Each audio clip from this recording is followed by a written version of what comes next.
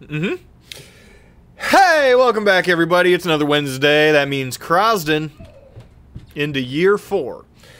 Krasden episode 77, The Food Chain. Oh, we're not part of that food chain. Well, it's part of the implied threat of the title. The Garciness? we have Duncan back. Duncan, say hi. Right. Hello there. Hello, everyone. And since he wasn't here, he needs a little bit of a recap as to what happened last time. Ori, would you like to do that? Sure. So we made our way down into the forge volcano type stuff in the Pertnir seemed to be that this section of the vaults, this fiery area, was Pertnir. Maybe not actually the plane of fire, but we did find fire dwarves, a whole city of them down in the bottom. Now, we opted towards, we weighed our option on like a stealth technique, just flying in as fast as we could technique, because the door was there. We could see the door we needed to go through. It was massive, it was in the distance, and it was guarded by some kind of giant metal men, more of the golems, I think. But we opted for the route of negotiating with the fire dwarves.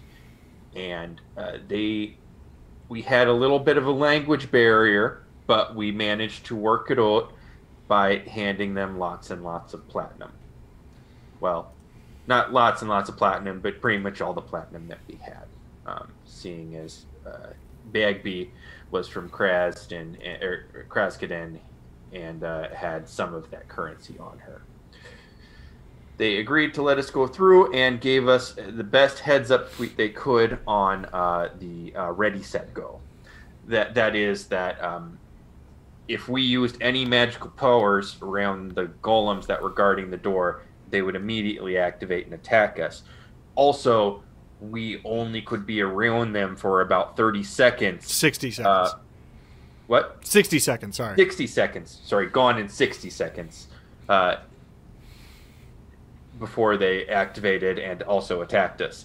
So we had to run as fast as we could to the door and then figure out the cranks and mechanisms and the whole mousetrap to get that sucker open. As it turns out, I was not particularly nimble on the takeoff. I was sweating bullets down there. It was real hot. Whew. It was hot. And Crucible wasn't doing so great either. So I had no choice. I turned into a giant fucking eagle and picked up Crucible and flew in.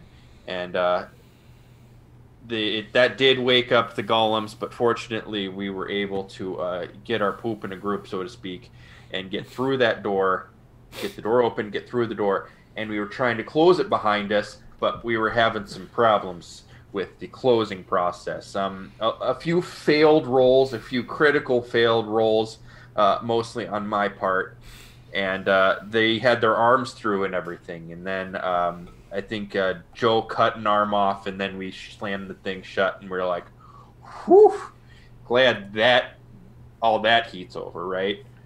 So we went through this long and dark hallway that seemed to have like very, very scant of features. But, you know, nothing like particularly mystical in nature other than the fact that it was quite dark.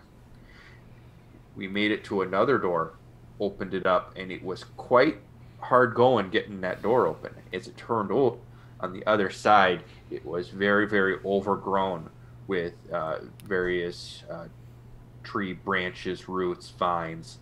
But there was a little pathway through. And as we emerged from that, you know, little tunnel of tree material, we found ourselves in this verdant landscape full of trees with a strange night sky above us. It seemed very eerily similar to our time when we traveled through the realm of the Fae, with our first, you know, encounter with the other version of my dad's house and our path to the kingdom of Tano. And well, it wasn't very long after this young lady approached us, yelling, "Hold the door," and we were like, we're sorry, we this one's still open, but the one way back there is closed pretty tight, and you don't want anything to do with what's on the other side of that thing. But she didn't really seem to that didn't really seem to fly with her. She was very insistent on getting open. And she was like, "Where are you guys going? Are you leaving? Are you getting out?" And she was just very, very, very fixated, perseverating on the idea of getting old. And basically, the conversation amounted to her agreeing to show us the way through here, this whole realm, on 2 conditions. 1, we take her with us and get her out. And 2, we murderate this trio of hags that were apparently killing and eating basically any sentient creatures they could get their hands on. Not to be outdone, though, in terms of the hags, it turns out we had to traverse some territory controlled by some redcaps, who we happened to, after I was trying to have a conversation with the tree, trying to figure out more about what was going on, and that conversation was kind of interrupted by some redcaps showing up. We managed to hide away and overheard some conversations about them basically preferring to kill things that have 2 legs that can talk and eat those. And they were complaining about the fact that all they had to eat was this deer they were dragging along. So the whole thing ended with us following those redcaps dragging that deer, because that seems like a good idea. I think we have to go through their territory to get to the hags. Joe? I got 3 things to add. It was great, Ori. First of all, Chad, we took a short rest, so if you need to do that, go for it. I help much with a short one, but I'll give it a try. Yep. Second thing is the Fey creatures locked up down here. Were locked up by Tano. Yes. So that could be important. And the last thing is Duncan absolutely will hit on the Snyad when we meet her again. I did show Chad yesterday during research and during development, but let me go ahead and flash it again on screen to really, really get this through to everybody. Yeah, she was really shady, really dodgy. You definitely would have been into Probably will try to kill us. Yep. Hot, Very much your type. hot and shady, and this one has blue skin. Pfft, Duncan's done. Hello there. He's already bought a wedding ring. It's over. What did you say, Laura? You have a lovely tree. You have a lovely home. Right. Also, our good friend Joe here was quite upfront, as it turns out, about the fact that he sort of works for Tano, which was a risky move, considering that she, Not a fan. Very much hates him for the fact that If it makes you feel better, Ori, I was also risking your guys' lives too. Why is she in there then? Did she say why she was there? Nothing concrete. Basically, like Tayanal didn't like her. She said that some of the people and things that were there because he felt like trapping them there. They were completely innocent, and some of them had done something wrong and slighted him in some way, and Or disagreed with him. She wouldn't really commit to which she was, but she would not outright say that she was innocent. All right. Well, I try not to judge folks until I've been around them. Especially if they're hot, right? Well, that doesn't. It doesn't hurt. It doesn't. But hopefully she's, we'll find that she's got a big heart. Let this be a lesson to that's what big you're looking at. Let this be a lesson to all D&D players. You don't have to be a bard to be the horny bard. Nope. He's a sorcerer. Accurate. More fun if you aren't a bard. It's true. Then they don't expect it. Uh-huh. Can't wait for him to be a horny ranger and Laura's upcoming campaign. And we get to go back to the original, Simone. Simone. Who's a horny rogue? I don't know what he is yet. Okay.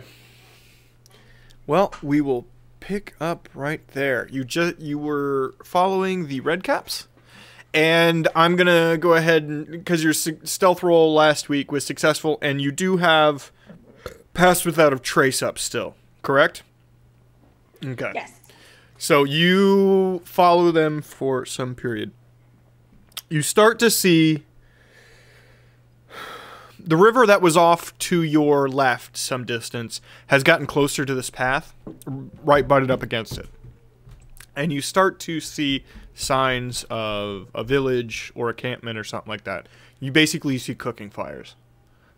Smoke from cooking fires coming up over the tree line. At this point, the redcaps round a bend in the trees and brush, and you lose sight of them.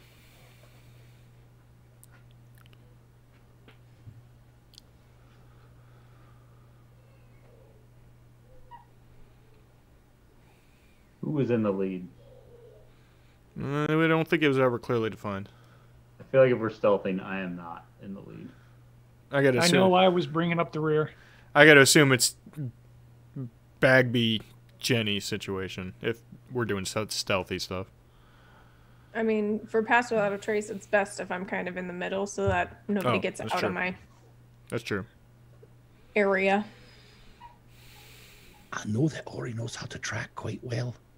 I don't think we need to stay there and see them every moment. So Ori can track them. Not going to help him.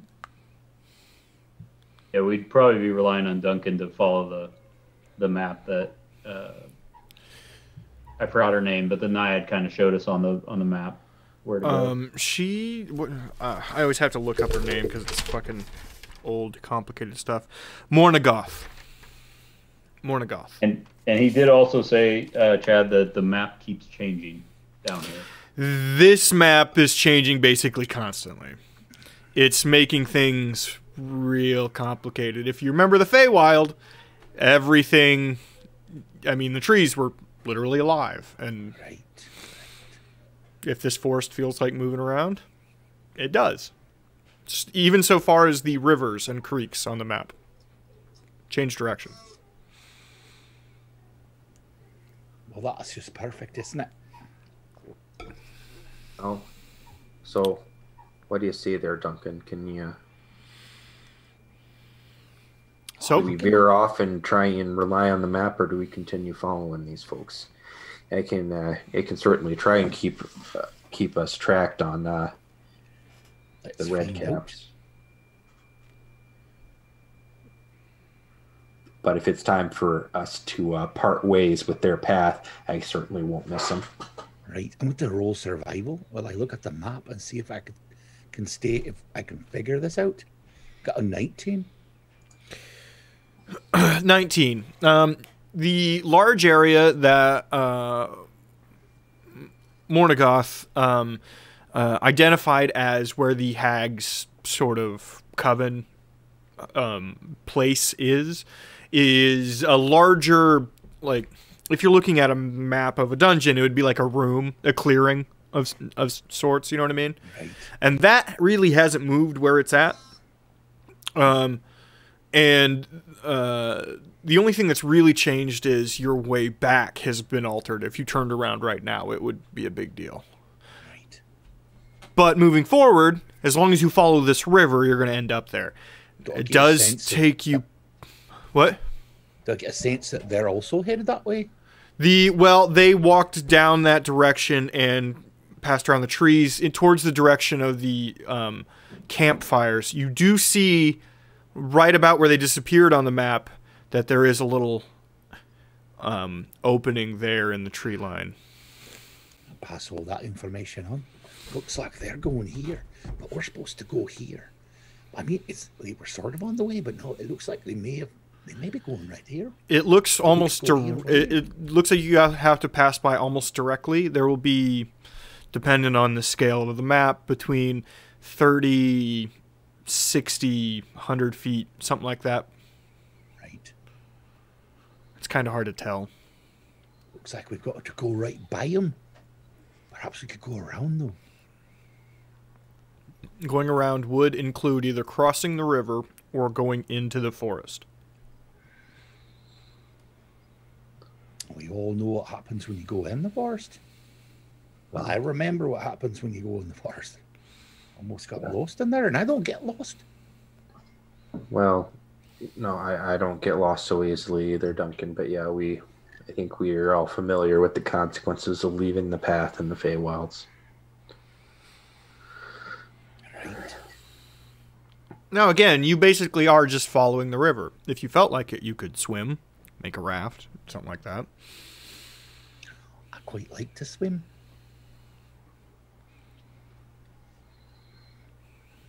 Bagby's not so keen.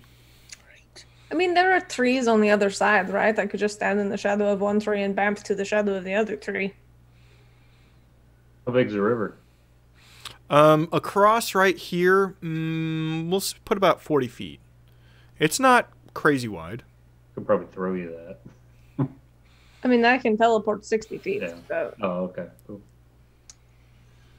It does I look can like it's too, but unfortunately, I can only teleport Crucible 30 feet. It does look like it's pretty walk quick. across the bottom. Okay, it does look like it's pretty quick moving. The water flow. Well, I've got some rope. So if we're gonna cross the river, I think Crucible and I are the heaviest too. We could probably take people across. So, No discussion of trying to find the bridge. Is there a bridge? Nothing listed on the map. well, I've got another way. If y'all are willing. What's that? Can we hear about it first? I could just set it up so that you'll just have to walk across it. Oh yeah. Okay, we've seen you do that. Yeah. Sure. Right. Let's give that a try then. If you're limited on the number of people you can cast it on, I can already walk on water. Well, as long there's everyone here could do it if they want. It's not going to cost any more or less if you all do it. Or That- just some of you. That is fantastic news, Duncan, because I am a terrible swimmer. Right. Right. I assume Alright, you could then. also make an ice bridge if you wanted to. I could do that as well. But Do you remember Well, the last time we did the Yeah, nice I was bridge? gonna say say, that. But that say wouldn't that. be. Yeah. None of us have ice shoes. so I take out a bit of just a bit of sand from my pocket. Mm-hmm. I rub on it a bit, Now he's rubbing and I it again. say, "Walk." And I throw the sand, but first I got to see what happens with my wild magic. One. 9. All There's right. 1. All right. So, who's first then? I'll go. Great. And I don't walk on it. I just dive into the water because I rather like swimming. Okay.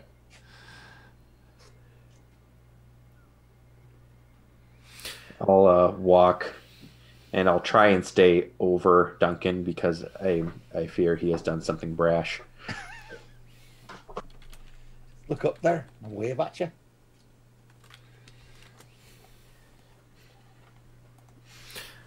Duncan, Right. I would like you to roll a wisdom saving throw.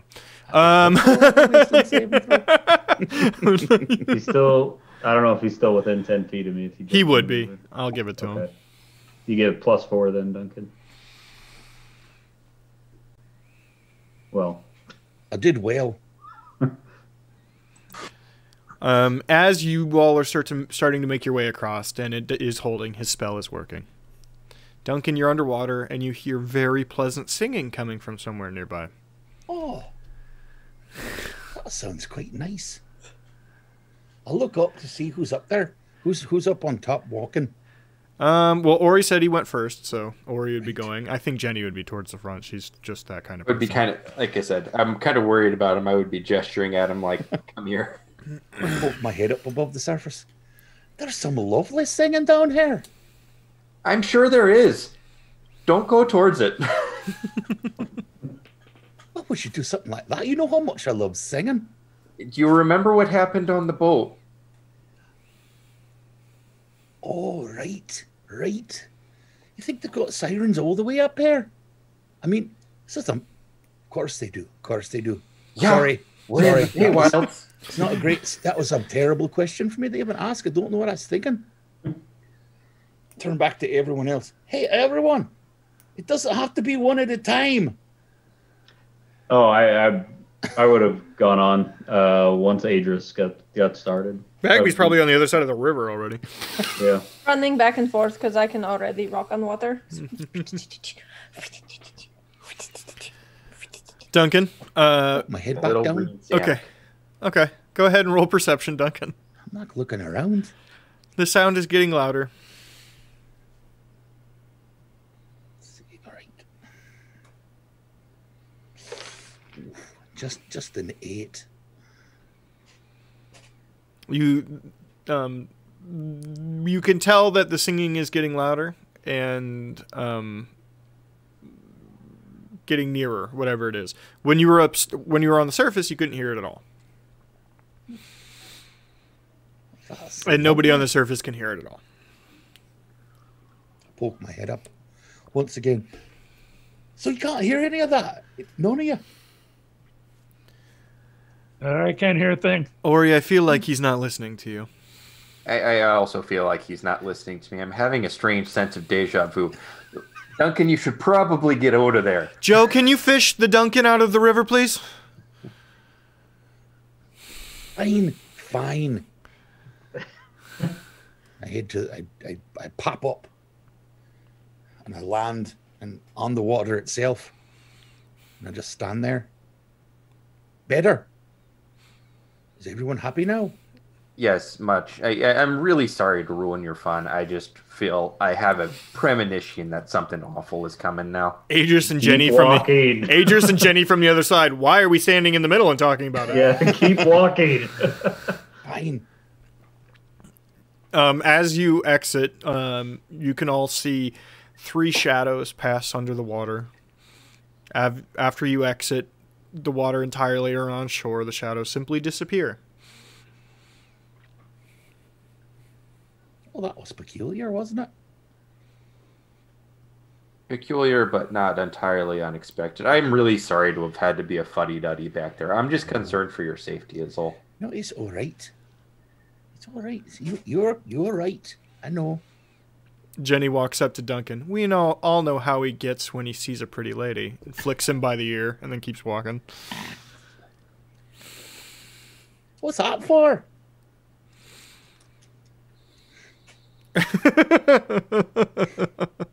You're a tease, Duncan. Don't even know what that means exactly.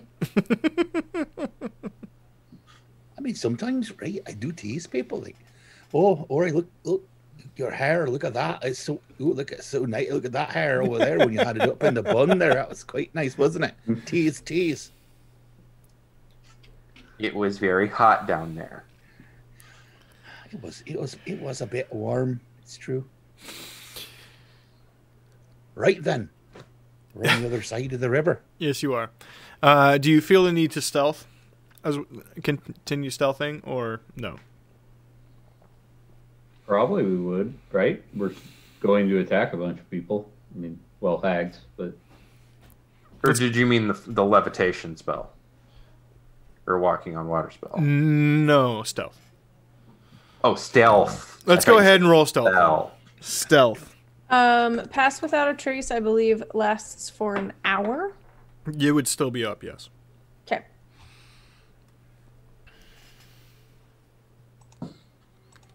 that's a plus 10 if I remember correctly with the Pass Without a Trace. Still only got a 15. That's not good. 29.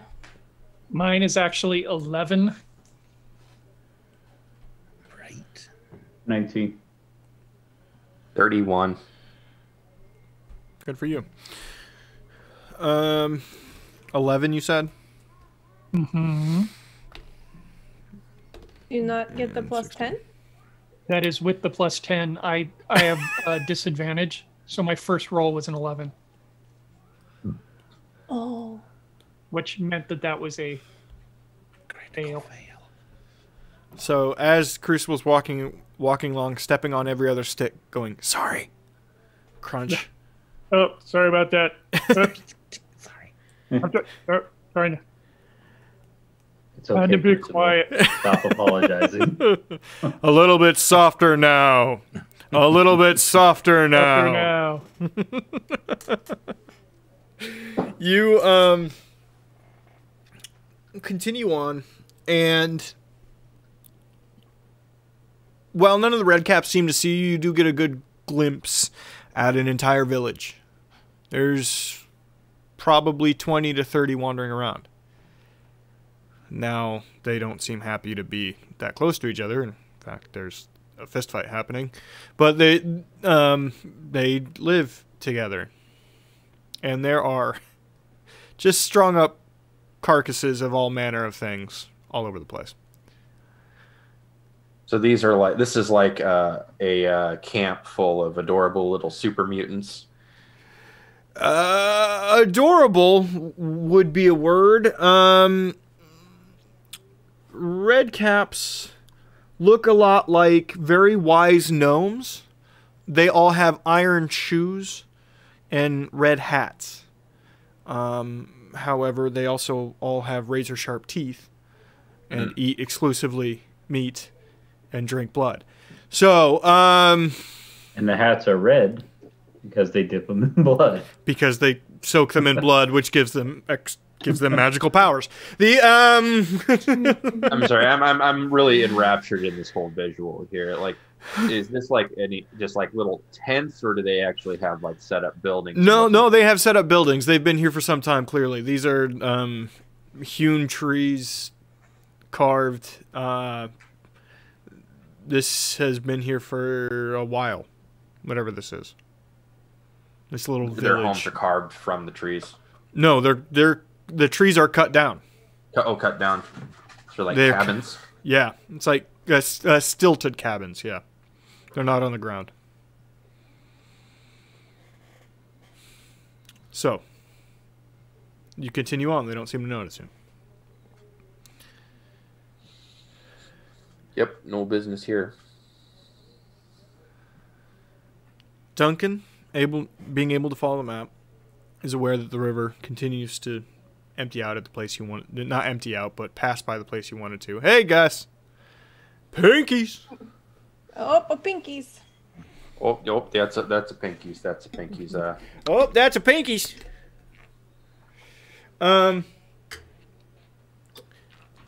You are maybe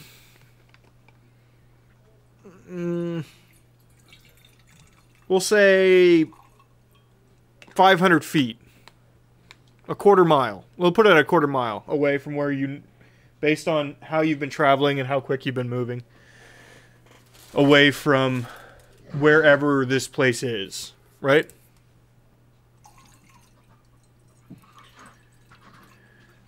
Let's get a prayer real quick.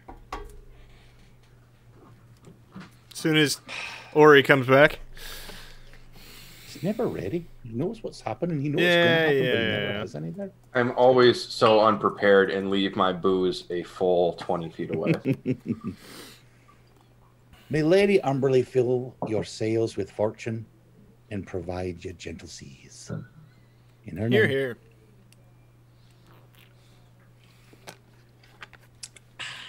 Let's see if your grandma out of this. I don't know if she's part of this whole situation here.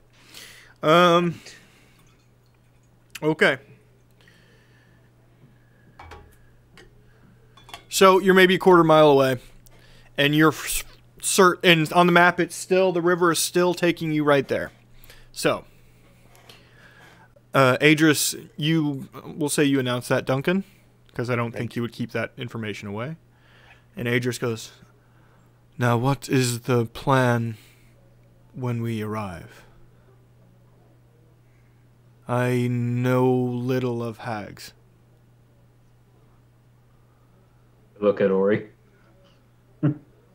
Ori, go ahead and roll Arcana. Sorry, I didn't mean to make you have to roll, Phil. Yes, you did, but it's okay. Well, realistically, I feel like you would know most about hags. You know, thematically, I would probably know the most about things that dwell in the Feywilds. However, my Arcana is intelligence-based. Yeah. 22. That's a crit. There you go. Nice. There's no indication of it, but that is a crit. Yeah, there's still work to do. No, you're doing a great job. Hey, You are doing an amazing job. This looks real soon available in all app stores, right, Patrick? Is the Puddle Fist dice roller. Something that Trying to get you rich, dude.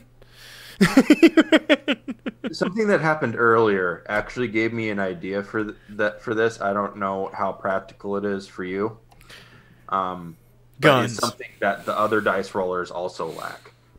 All those disadvantage rolls, you always have to roll twice, and then you have to tell somebody what your previous roll was because you can't see them all. Is there any way you could split and do two rolls at once?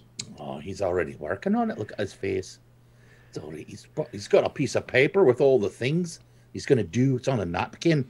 It's written in coffee stain, but it's there. Laura's showcasing or hiding, one of the two.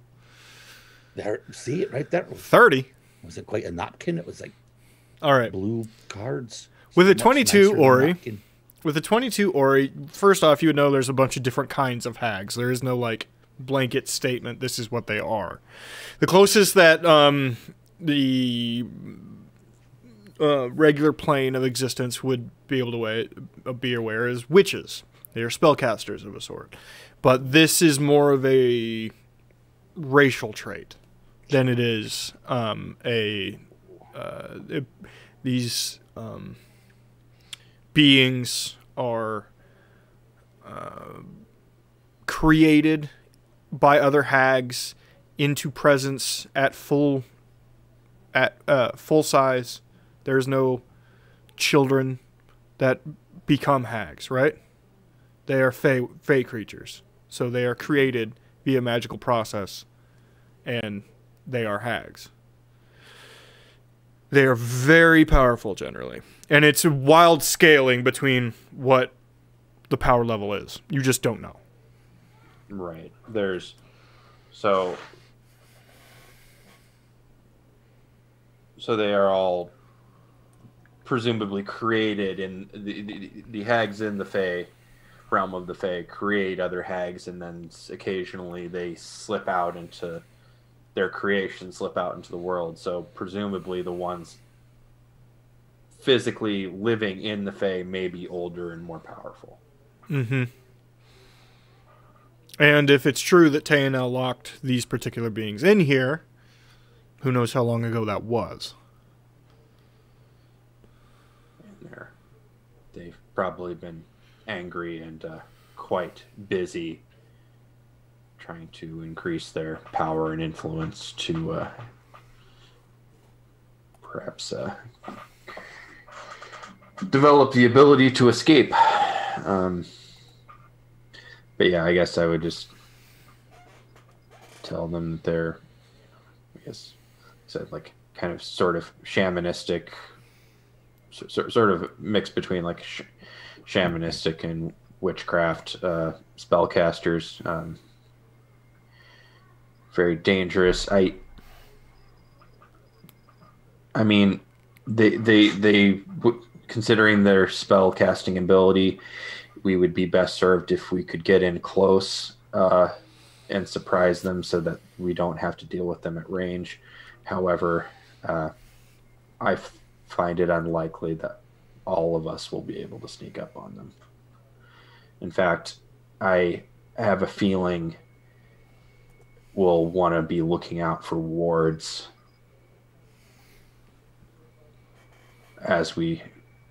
because they may likely know the very moment we're in their territory.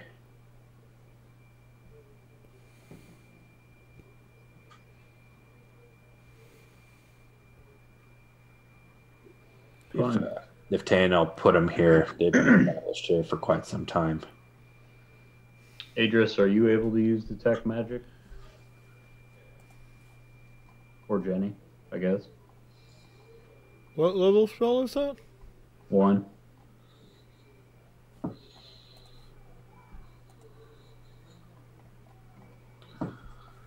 I am.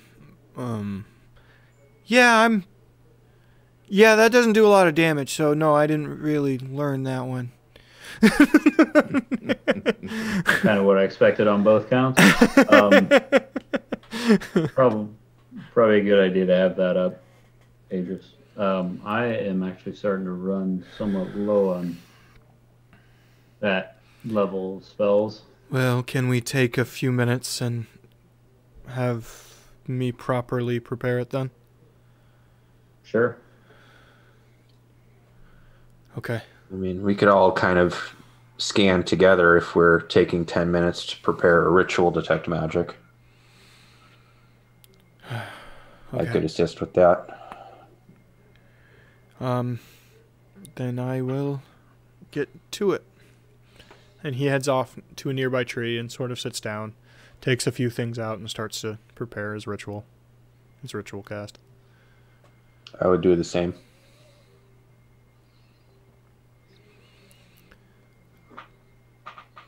Jenny stands there. So what the fuck do we do?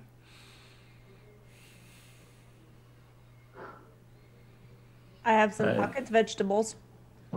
What kind? I have some like fried parsnips, and this pocket I've just got plain carrot sticks. Carrot sticks, please.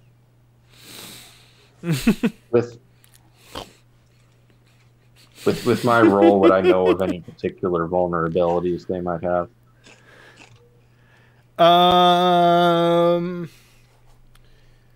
Well, you would know that there's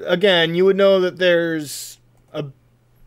It's kind of a wide. You're right. I remember you told me there's a wide variety of them. Yeah. They are mostly people, although the size and shape is often also crazy. They go between for D&D talk. They go between small creatures and fully large creatures as well. So, yeah. As Jenny's eating, I tell her, as I'm stretching, so I don't pull a muscle fighting. Don't want to pull a hammy. Yeah, I tell her, if they start throwing spells, try to stay near me. Oh, my hero. Okay, or burn to death. Whatever. Jesus, Joe. Just fucking have a sense of humor, please. Jenny, how sneaky are you? Better than you. I mean, it's not a contest, but that's good to know. As I said before. But if it was, I'd win. Good. That is. Sneaking is always a contest. It is. You ever played hide and go seek? That's literally sneaking as a contest. Well, how about you there, have a contest at who can successfully sneak up behind one of the hags and stab or choke them to death? I'm good at those. I won't in on this contest. I don't stab, I punch though. Good. No, I have heard if you punch somebody directly in the base of the spine, it'll sever the spinal cord. Have you tried that one yet, Bagby?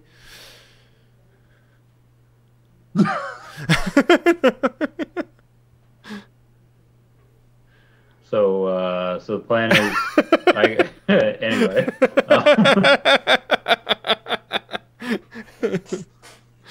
Oh, that was the thing the- that was weird. Sorry.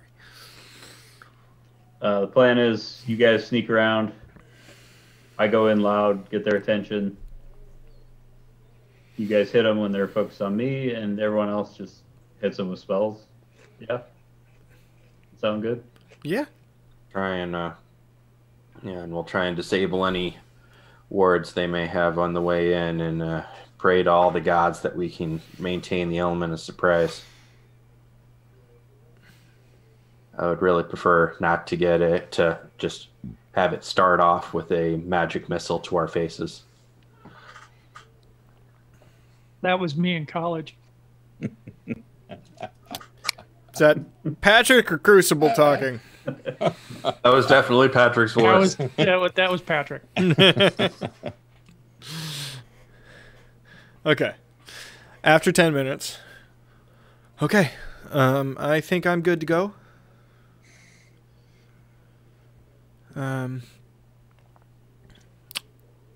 Lead away, Duncan. Right. So I lead the way.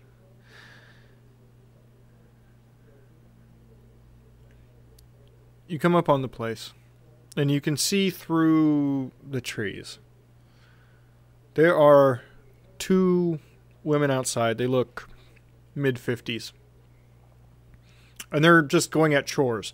One has a rug pulled over a line and is just whacking the crap out of it with a stick to try to get dust off. And another one is working on skinning a deer pelt. Like pulling meat off of a deer pelt that is stretched on a dryer. They look humanoid. No horns, no hunched backs, no warts, just two women in their early to mid-50s. They don't look all that scary to me.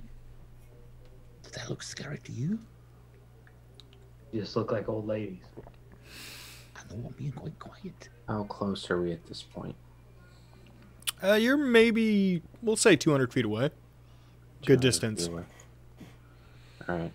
And I take it our detect magic that Adris and I are running has not picked up any wards or traps. Nope, not a single one.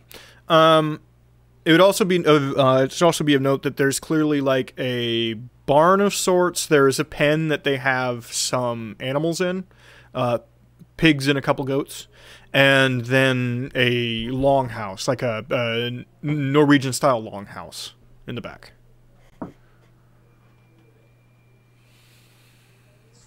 Do you want me to pretend to be one of the naiads?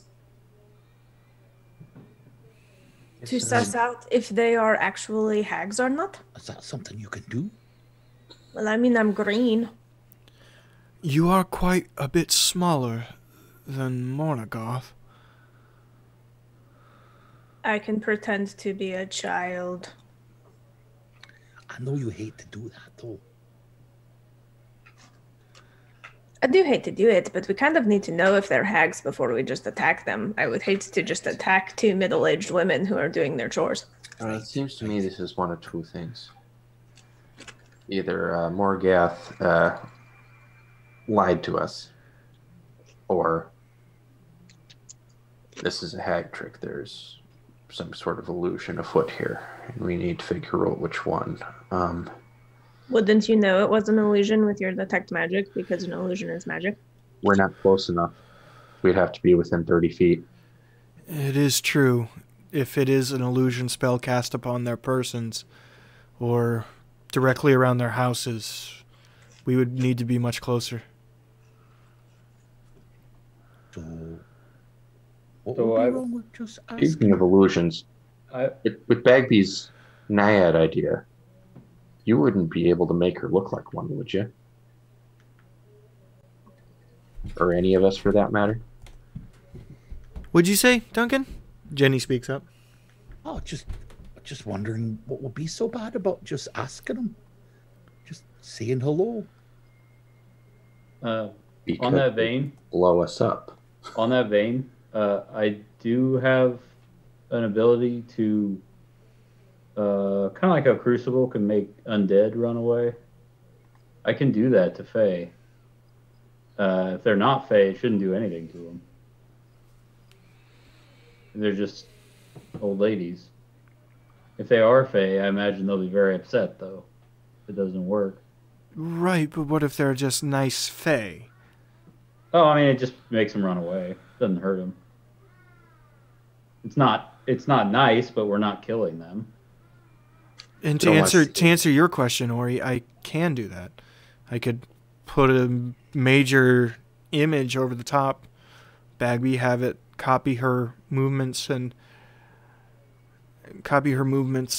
auditory. I've done it plenty of times. Okay. Bagby, how's your Sylvan? Well, I speak perfect Sylvan, I believe. No, I don't. That's a different character. I just have this image of Joe walking around with a can of Fay Away spray. Which is just DEET, by the way. It's just DEET.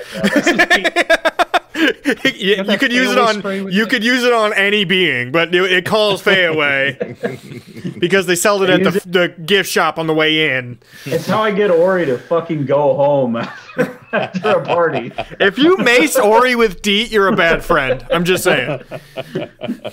Look, he gets really stoned sometimes. Okay? I ran out of a week's worth of deli meat in one night. I was pissed. I wasn't that. You know what? You don't know Sylvan just as well. I think it's probably best that you and Jenny sneak into position. Adris, I'll talk to them. You sure? Are we okay with this plan? We need a code word for when you are sure if they are Fae or not. Do they know common? He could just yell, "Fuck it, I'm in trouble." They might know common. Okay, so if I am absolutely certain that there is no danger, I will say Snicklefritz. That's your first choice. We're committing to Snicklefritz. That's your plan. Yes. Joe, please. Can we pick a different word? Yeah, let's pick a different word. Let's go with a different word. Okay. How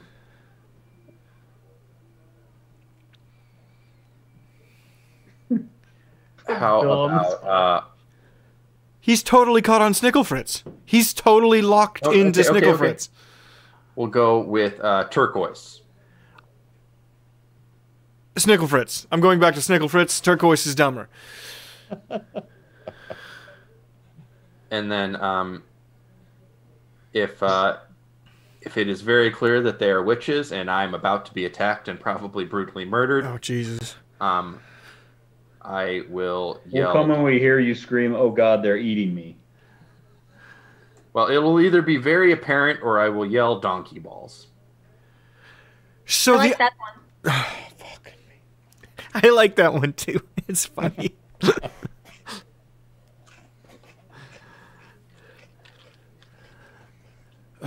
Okay. So turquoise or Snicklefritz and then donkey balls. You know we're trying to save the world, right, Ori? Is that what we're doing? I know the words seem nonsensical, but if I make it a word that would come up normally, I might say it by accident. Okay, we're not trying to save the world. I'm trying to save my world. Just shut up. I was going to say, pretty sure we're kind of doing the opposite of saving the world. Shut up. Leave me alone. Saved. I understand. Okay.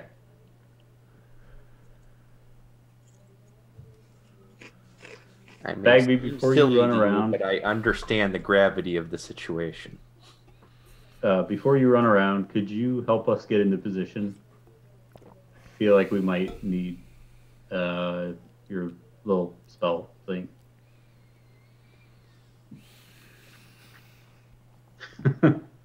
She's eating the snack. Yes. Sorry, these are really good chips. What kind of chip?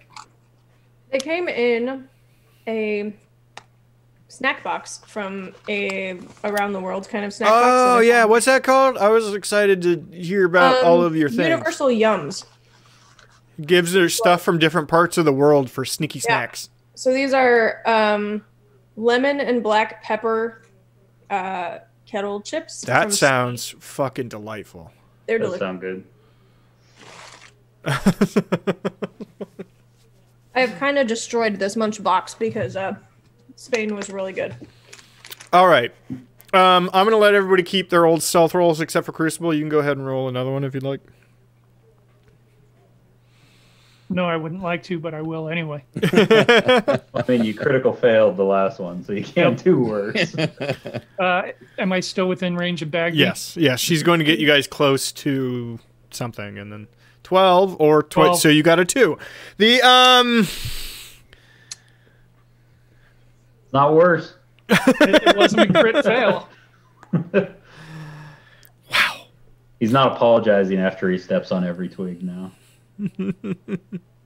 Out loud anyway. It's just kind of quietly he's doing Just it. every other one. Right. No. You get to the tree line, which is actually kind of far away. But that's as far as it's probably safe to have you just huddle, right? Adris looks at you, Ori, and goes, okay, you ready? As I'll ever be. All right. And he holds out his hands. And he casts Major Image upon you. You are now blue skin tone, still elf ears, and he grew some similar but not the same horns that you guys saw on Mornigoth. But it's still your face.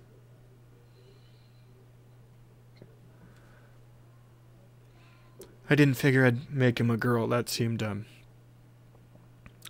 a bad idea. I would have laughed.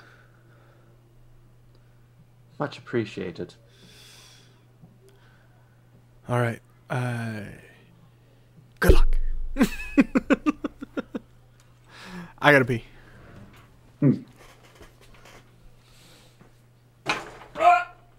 So what do we think?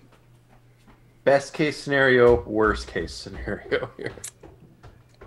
Best case scenario, they're not actually hags. They're just somebody who pissed off the naiad, and we have to fight the naiad. Worst case scenario, they are hags, and we also have to fight the naiad. Knowing Mike, it's probably that one. Right. Well, okay. There's a great... Remind me why the naiad... What we've got to keep the naiad happy? Oh, she said that she will help us get out of here to the next level. Basically, she knows where the door is. Right, but she can't open the door, or she would have opened it already. She wanted us to prove that we were nice by killing these hags, because the hags are not nice. And I got the impression that it's more than just the physical door stopping her from leaving. Right.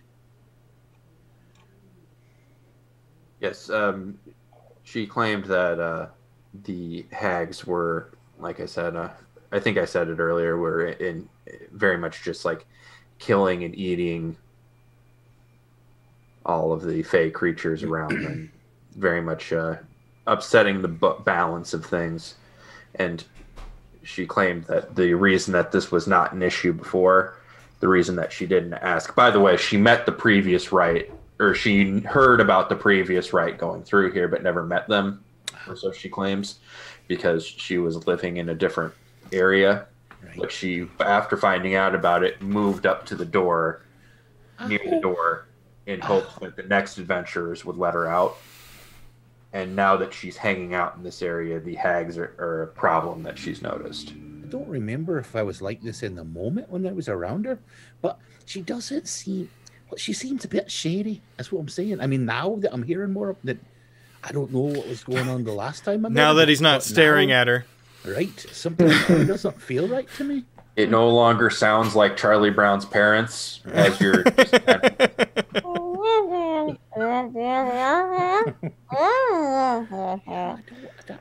That sounds familiar. Right there does. Right, okay. All right. So, Big B and Ginny need to roll stealth. Plus 10.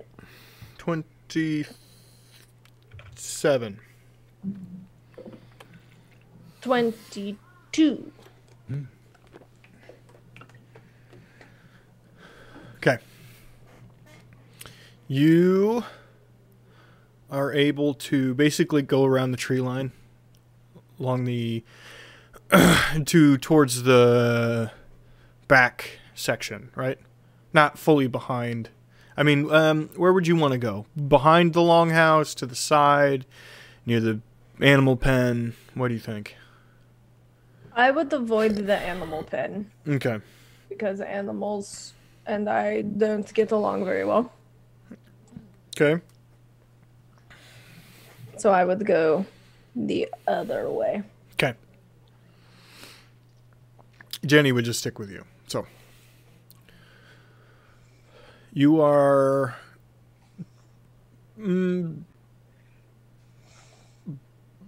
if you're facing the whole thing, all of these guys are grouped up on the very left, right? You're back left towards the longhouse, okay?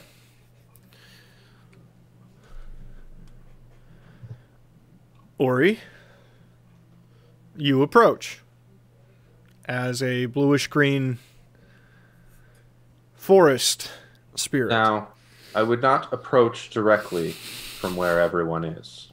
Yeah. Probably a good call. I think they'd notice the guy in armor. Or the guy made of armor. Oh shit! So, what I will do is I will use hidden paths and effectively blink 60 feet to, if this is a circular encampment, to the blink like 60 feet counterclockwise. Okay. Which direction were we heading from? You were coming if you were coming in from the left if you're facing the entrance to this place. So if you did that, you would look like you're coming in from the right. Yes. Okay. And I would sort of just kind of appear there as if mystically through the forest and start approaching. As Ori steps away, I lean to Crucible. Crucible. Did you see the way Ori just sort of stepped up there? Became like a leader there, just like coming up with a plan, just like out of nowhere like that. Yeah, I think he's grown quite a bit in the past few months we've been doing this. Confidence looked good on him, didn't it? It does look good on him. Right. Definitely. Gentlemen, do we have to do this right now? Oh, right, sorry. As I'm approaching, Ori is thinking, well, Duncan. now I die. Duncan. Right, sorry, man. Right. No, clearly not, definitely not hags. What? What are you talking about? They're only over a cauldron. How dare you? That is profiling. That's profiling. Some people get paid lots of money to do that. Okay. Approaching Ori, you still only see two, though you were informed that there are three. The one nearest you, who was knocking the dust out of the rug, looks up.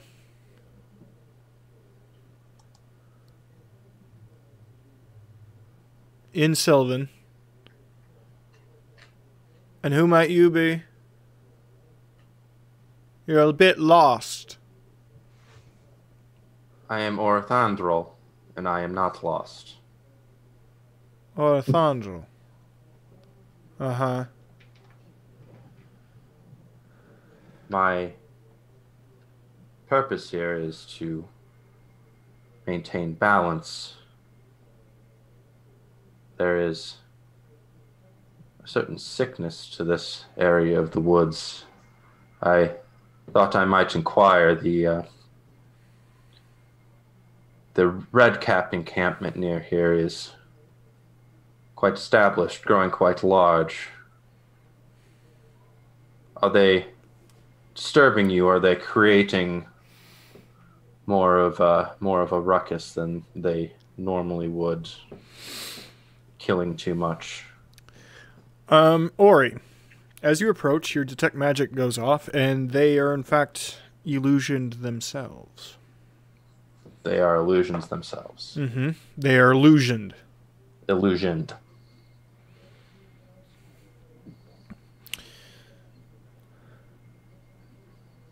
Not much of an issue for us.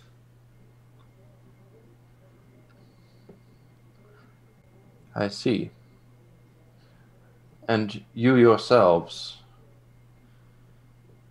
what is it you do in this section of the woods?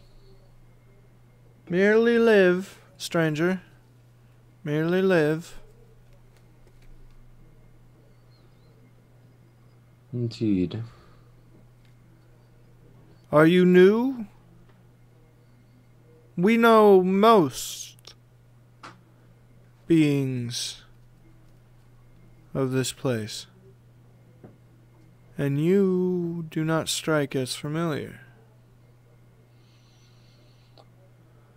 I have come here somewhat recently and have not been to this section of the wilds as yet. Yes. So the door opened.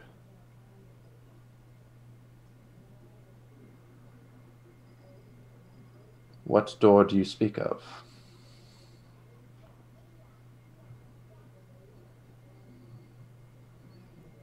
There's a few doors in and out.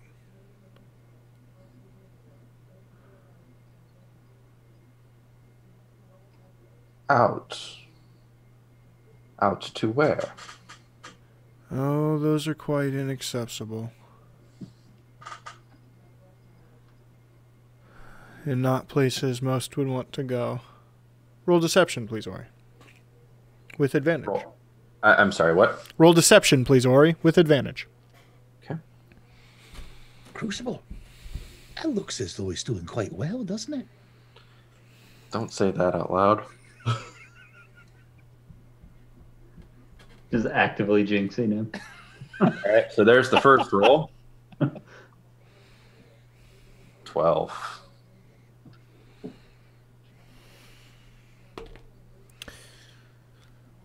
I got a 7, bud. Well,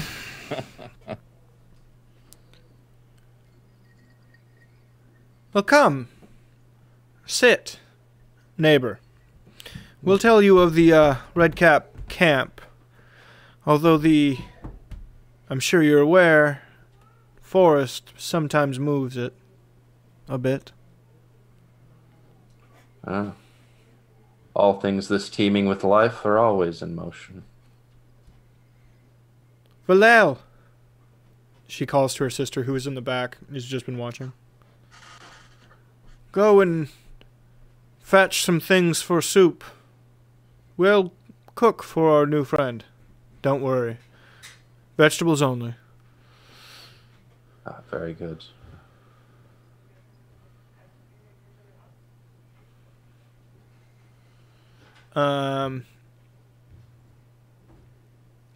Bagby, I'd like you to roll perception.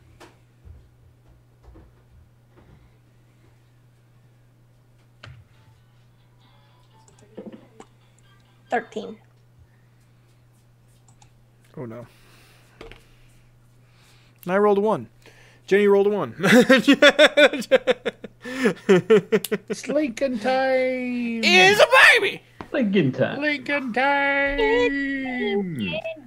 It's Lincoln time. Hey, buddy. Say hi. Hello there. Hey there, bud. How are you? Hi. What you been up to? What's your birthday too? Really? Did you go to school Sounds today? quite exciting. Tell them about school. Nope. Did you learn about things? We had a bit of a upset moment when we tried to come in from recess. Didn't want to come in from recess today. We've all been there. And he had green marker on his face when we picked him up. That's lovely. You know, as you do. Were you making art? Drawing right. pictures? You need the blanket. You're about to leave. You need the blanket? Okay. Okay. Hey. How about the pizza house? Have you been there lately? Pizza house. Pizza house. Mm-hmm. Pizza house. Yeah, the pizza house. Is it good? Is it Cheese, yummy? pepperoni. Papa boy. Yeah, pepperoni. Mm-hmm. Pepperoni It's is good stuff, right? Say bye-bye. Yeah, say bye-bye. Say bye-bye. Bye-bye. Good night then. Oh. I'll see you later. Love you, Bubba. Get all the hair on him. I know, he needs No. a haircut. Never cut it. What's Never, ever. It's about to be Got the curves 100 degrees and humid because it's Nebraska. You can wear a man bun. Never cut it. We just have to find someone that can cut it, that can handle him. Yeah. It will be a bit of an issue. A challenge. Okay. So, Ori, do you go forward and sit around the fire that there's a cooking pot? Yes, I would.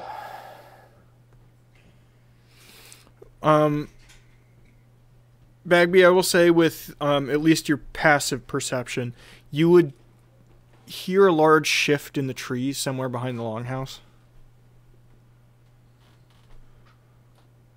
You wouldn't be able to see anything. Benny, What? something moved over there. You stay here and watch Ori. I'm going to go check it out. Okay. And I will go the direction, sneaking to try and check it out. Check out the noise. Do you want to re-roll yourself? Yes. Whoa, not plus 50. Plus 19. Whoa, wow. Plus 50. Your rolls have been terrible if you've been giving yourself plus 50. So that's a natural one, but it's a 20.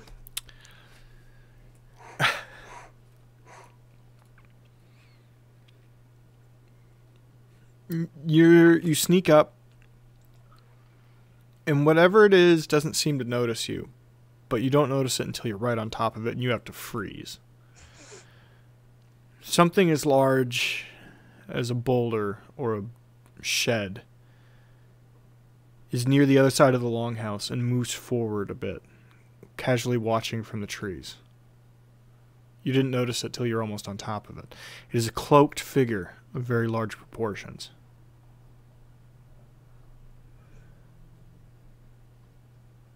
You are extremely close to it on accident. Punch him. Yeah. Like literally like nose at him. Think there's a good chance that no matter what I do, I'm gonna kick this shit off. Because I can't back up without it noticing me. So in true Bagby fashion, she's going to lean down next to where she assumes the head is and go, "What you doing?"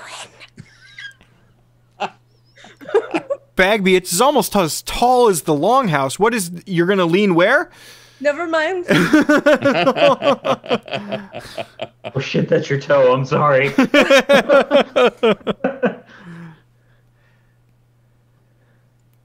Actually, we're behind the longhouse, yeah? Yeah. In shadow. Okay. Yeah, I'm gonna vamp to a different shadow. Okay. Is what I'm going to do. So they may feel a slight breeze. What but, direction? Back towards Jenny. Okay. And I'm gonna watch it the whole time. As it happens, it turns toward you. It turns in that direction. You can see the cloak along the outside is camouflaged very well. What looks in your direction but doesn't quite catch either one of you is a grotesque female figure, maybe 12 feet tall. There's tree branches growing out of its face. And its flesh looks almost rotten. A singular long arm reaches out and grabs the back of the longhouse after it feels in an attempt to lean in that direction and look.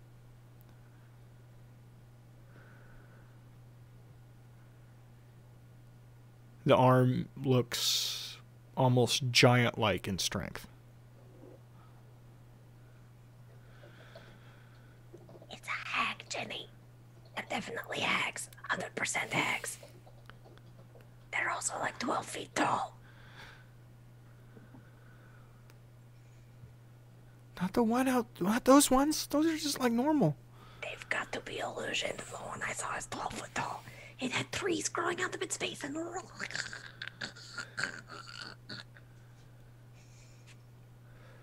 Ori. The other woman comes back out with a bunch of random vegetables.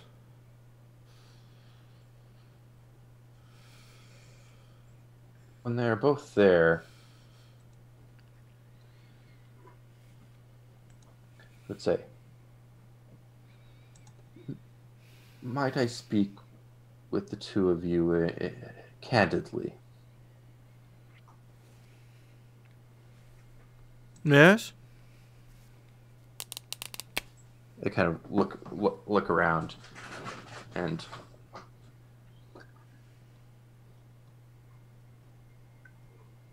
something popped into my head when you mentioned a door.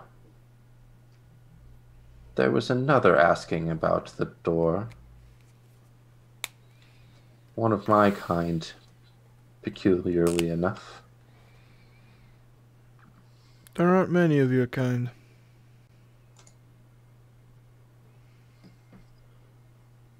No, but... Are you familiar with Mornagoth? Did it send you? It did not. But it was asking about the door. Those of us with intelligence are very interested in that door.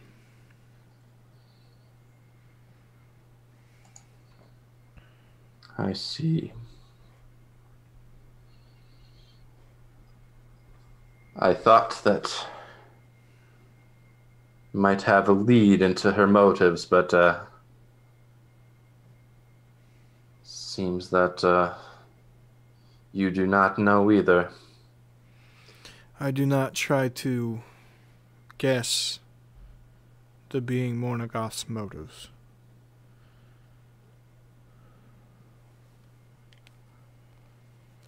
I would speak this a little bit louder as I lean back away from speaking quietly. Well, donkey balls. And I vanish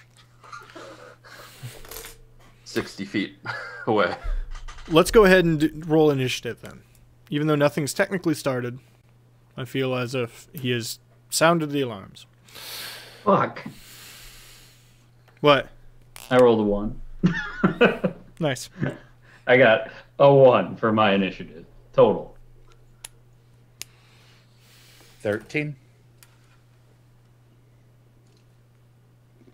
I'm trying to figure out why Ori yelled. Name is Duncan. Oof. Oof.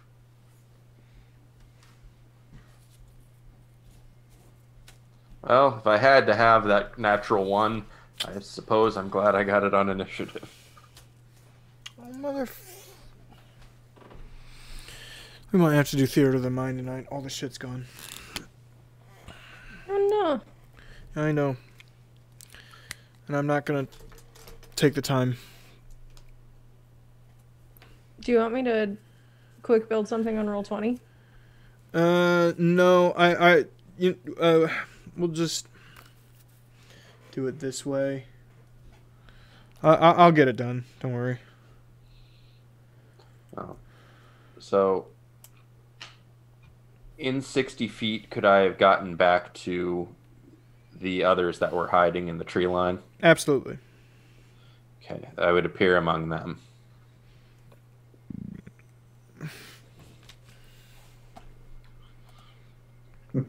And, I guess if we're stalling for time, I would have a quick conversation with them. If not, that's fine. That could explain yours and mine shit initiative rolls. Like really fast, tell me what happened. What was your initiatives again? Sorry. Morgan, 1. I got a 1. Crucible, 13. 13. Bagby, 17. 17. Duncan, 13. 13. And Ori, 3. 3.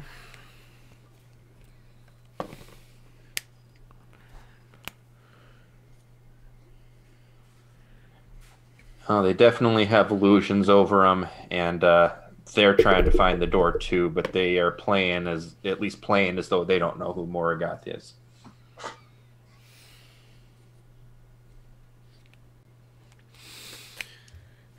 And then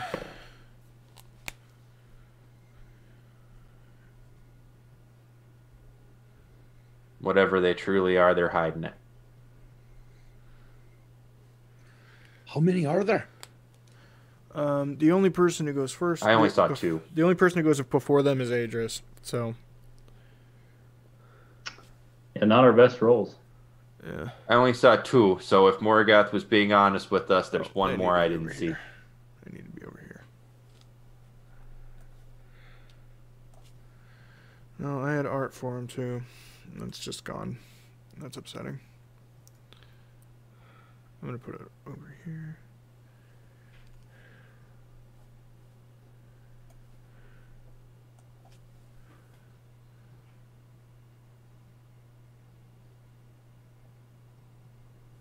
Okay. So we're just gonna do this.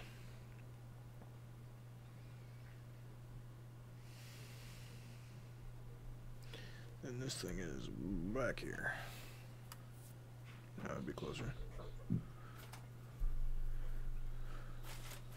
So the only person to go before them is Adris. And he'll just hold his turn, I guess. Immediately, they both freak out. Where'd he go? Where'd he go? I don't know. Tareen! The one in the back comes thundering out. The rest of you would see her at this point. Taller than the longhouse. Is that what they really look like? Oh, holy donkey balls. Stop trying to make that a thing, Ori.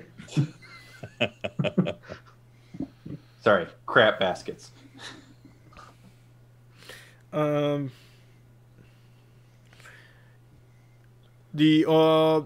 would understand, Ori. They say, we have to find it. If it's with Morganoth, we have to find it. Devour it! Oh, so they do know who Morganoth is.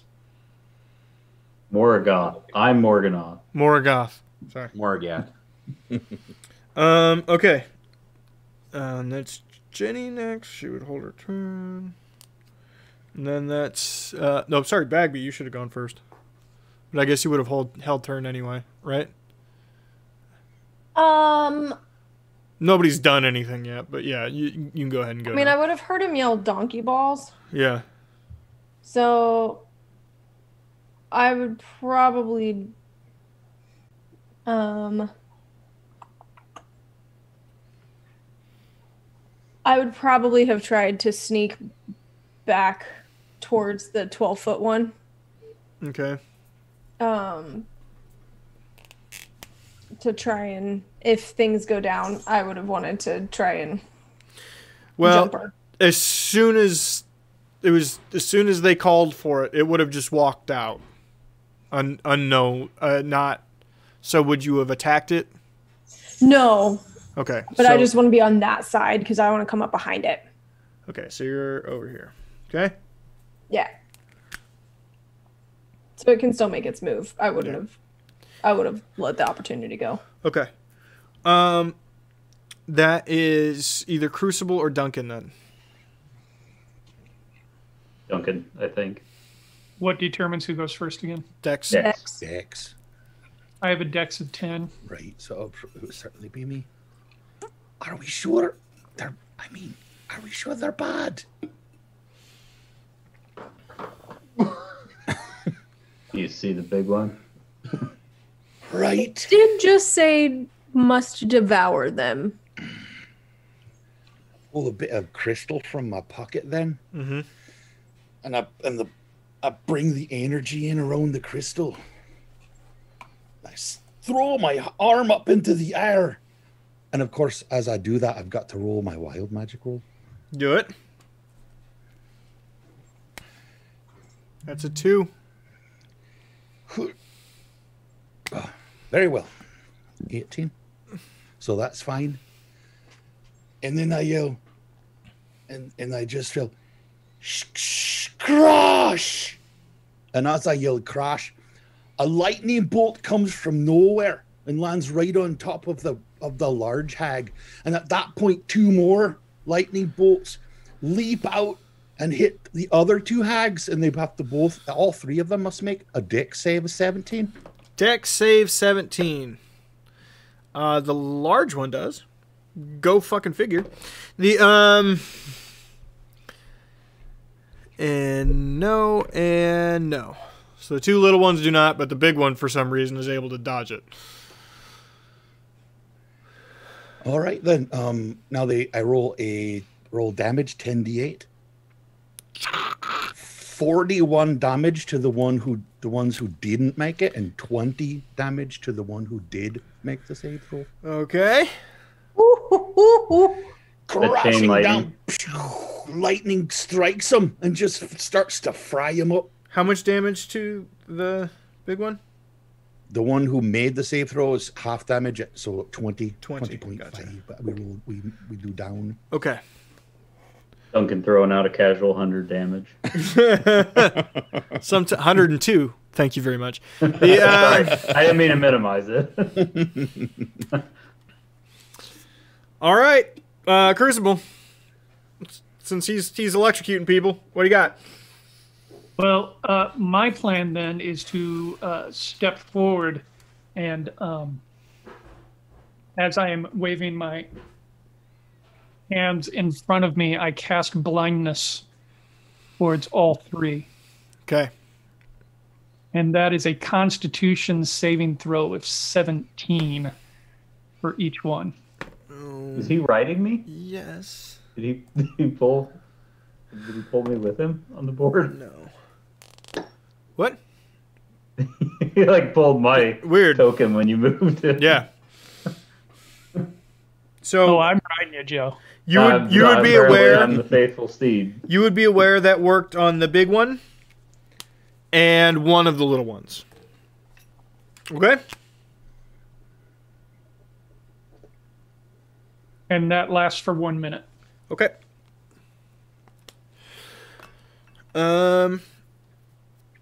That leads us And that to... doesn't create darkness or anything, right? It does not create darkness. They're just blind, and they can make a Constitution saving throw at the end of each turn. Go ahead, Ori. just have Aegis Jenny go after this, I guess. Well, After Joe. Gonna go ahead and God damn it, Moon. We'll just go ahead and drop a 4th level moonbeam on well, shoot, how far can I actually do that? Oh, 120. I'm fine. You're fine. I'm gonna focus. Actually, start my focus on the one closest to us, the one, the northern small one. Okay. And yeah, it will.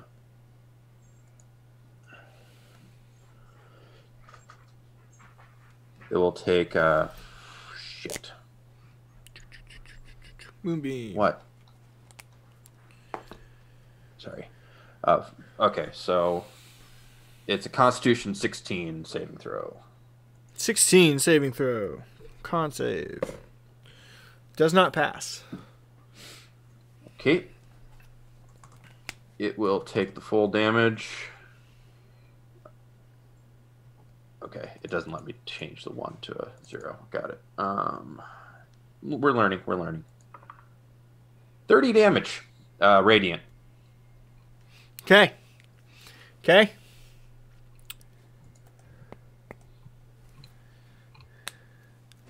All right.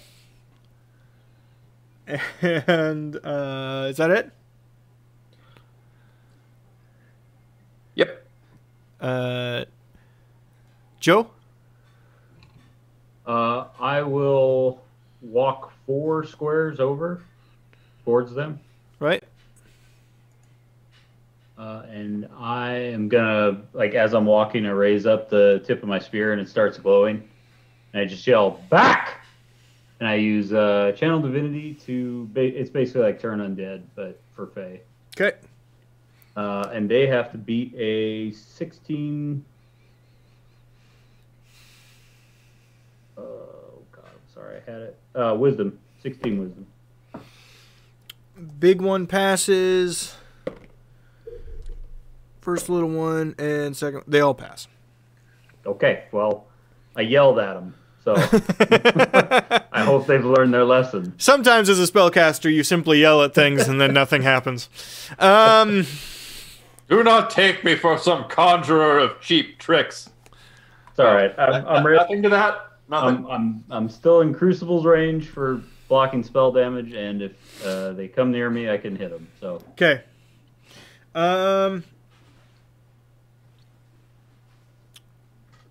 I guess I'll have Adris and Jenny go. Adris would... He would use Firebolt, because that's what he's got. Pretty sure he used Dominate Monster earlier. These aren't monsters. What? These aren't monsters. You fucking racist. Dominate Monster like affects everything, but I think that's actually like an 8th level spell. I was thinking of Dominate Person. Then only 9 damage. All right, and then Jenny. How much can she move? It's 10, 20, 30. She wouldn't make it very far. Does she have... And she has range stuff, I'm pretty sure. She also throws fire, because she does that too. It's a family thing. Good for them. 26. That is... okay, so that one under the moonbeam just got fire bolted right through the chest, and that thing's dead. Okay. Yay! Murder. Was that the one that was blinded? Yes, it was. One? Yes, it was. Okay. I mean, you wouldn't know that, but yes, it was. The Fair enough. Crucible would know that. then we're back to the top. So Bigby. Okay. I would come around behind the big one. Yep. And I would pop, pop. Pop, pop, pop. Yep. So, unarmed strike, you said +9. 11 is the first one. To hit? Mm-hmm. That does not hit. I didn't think so. Second one is a 28. That hits. Okay. This is not an Elder Dragon. That hits. And then I will do a bonus action for Flurry of Blows. Wait, we took a short rest, didn't we? Yes. Okay, my key didn't reset. So I'm Yeah, gonna... I think you just used it once for Pass Without a Trace. Yes, which would... Okay, my key did reset. Never mind. So Flurry of Blows to make 2 more attacks. How much damage was it? Sorry. I haven't rolled damage yet. Okay. Okay. I've got one that has hit. And 22. That hits. And 17. That hits. Okay. So we are looking at 3d8 plus 15. Casual amount of damage. Casual. So that is 32 points of damage. And I will also add in, because I haven't used it in ages, Fury of the Small for an extra 11 damage to make it a solid 43 points of damage. Nice. Okay. You did lots and lots of damage. As you jump up and turn its kneecap the other way around, it drops to one knee. You know, as Bagby does. Huh. No shin is safe. No shin is safe from the tiny little Bagby.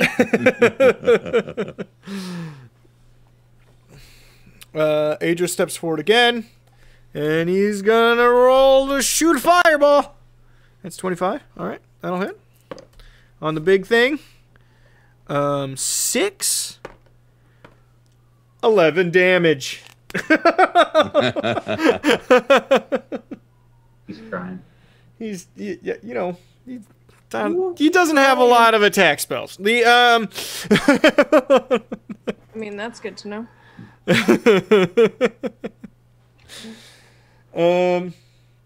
We might have made him more of a deal than he actually is. Or he's saving the big booms for when he betrays us. Maybe. No, he's just using cantrips right now. What are you talking about? Okay, and that leads us to their turn. The one is going to turn around and attack the Bagby. Bagby. No. Protect the Bagby.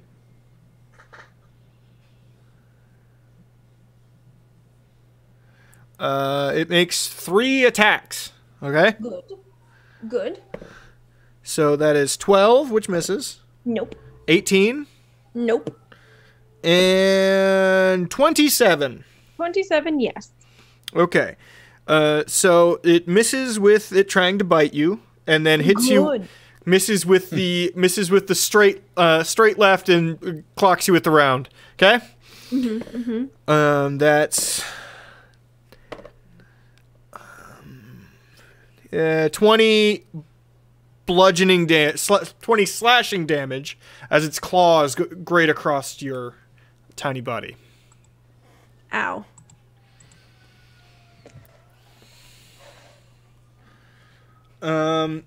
The other one is going to try to shoot at. That just got hit by Joe? Yeah. What? This one just got hit by Joe, I think. Well, nobody got Well, hit by Joe's Joe, closest to but it. Fuck it. I'm the closest. Fuck yeah. it. It'll attack Joe. It runs up to you, okay?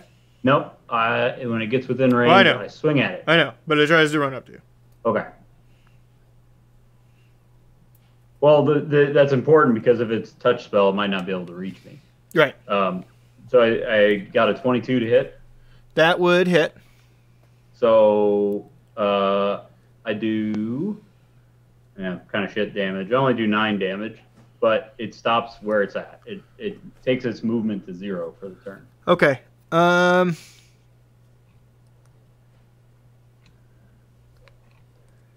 Yeah.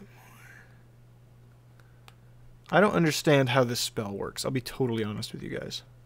Which one? Sleep. Oh, So that's ranged. yeah, I know, but it's based on hit dice, whether or not it affects, and I don't know how that. You want me to just look it up real quick? And read it? Yeah, it says this spell sends creatures into a magical slumber. Roll its incorrect amount of dice. The total is how many hit points of creatures the spell can affect. So essentially, it's kind of like a waterfall effect. So they aim it at 1, and if the number that they roll is higher than the amount of hit points that Joe has, then Joe would fall asleep, and it would trickle down to Okay. the next ones. So at very high levels, it's a really, really powerful spell because you can put several things to sleep. And no save, it looks like, too. There is no save, yeah. Nope, it just blanket effects if you have. Is immune to it. Or is that full elves only? If what, Wilhelm? Oh, are you asking for the spoiler? Huh? You're asking who's immune? Yeah, aren't elves immune to sleep? Yes. Yes. All right. Magical effects. So it's 46. I don't know. Doesn't even get close. Okay. I don't know how that works. Okay. Did they cast it at first level? It's not how monsters work, but sure. Oh, well, I don't know then, I guess. It isn't- I have 99 HP, so. It technically be casting it at 4th or 5th level. Okay, but that was the correct number that they're of the hit points? Yes. Yeah. I think he was just asking if it should have been stronger. No, I just rolled poorly. There's a bunch of 2s in there. Oh, okay. Yeah, I don't think that if it doesn't hit my current HP, I don't think it puts me to sleep then. Okay, sounds good. So that would be that. And Jenny's turn. Jenny would firebolt the big thing in front of Bagby, which might kill it, honestly. Unless she rolls a 2 and misses entirely. So a firebolt gets sent somewhere off into the woods. Kills an innocent sapling. Yeah, just a squirrel walking around. He's having a good day. That thing's dead. Smokey's about to shit a chicken. Duncan. Right. And then Crucible.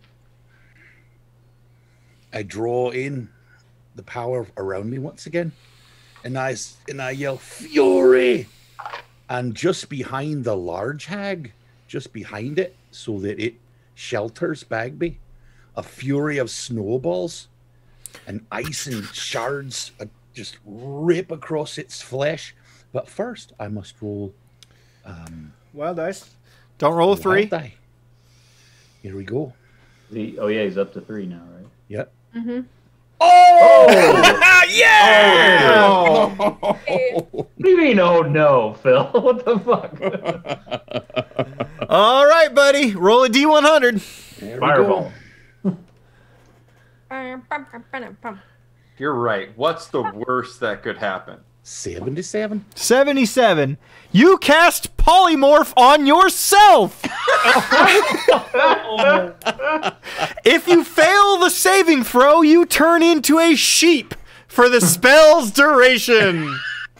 So let's look up polymorph. What is the polymorph save?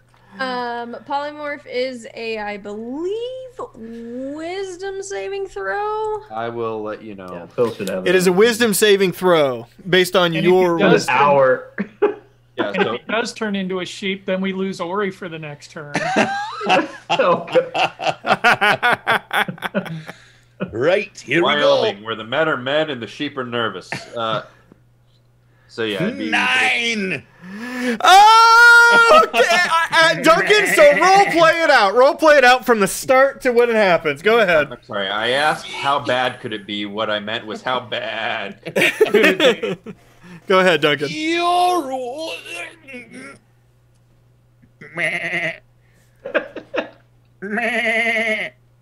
The spell's duration is an hour, by the way. Or until the sheep is dropped to 0 hit points, and then he automatically turns back. Yep. Duncan the sheep now exists.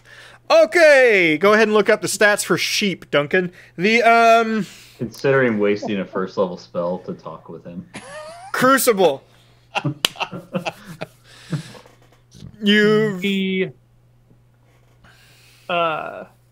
You probably one haven't that is seen Duncan do closest this. to Bagby. Yep, that's the big one.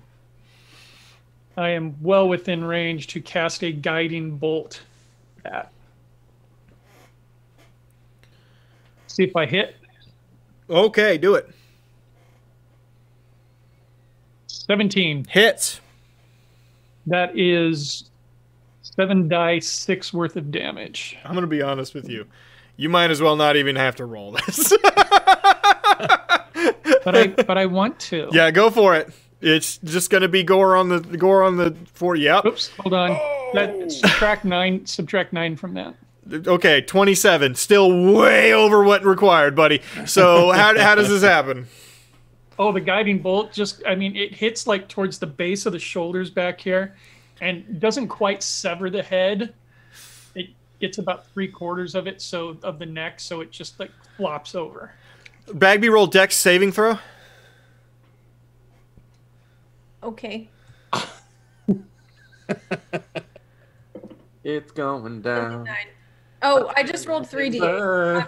My bad. 11. Just barely get out of the way, but your mouth was open. I was gonna say I'm not close enough this time. your mouth was open. You got hag in there.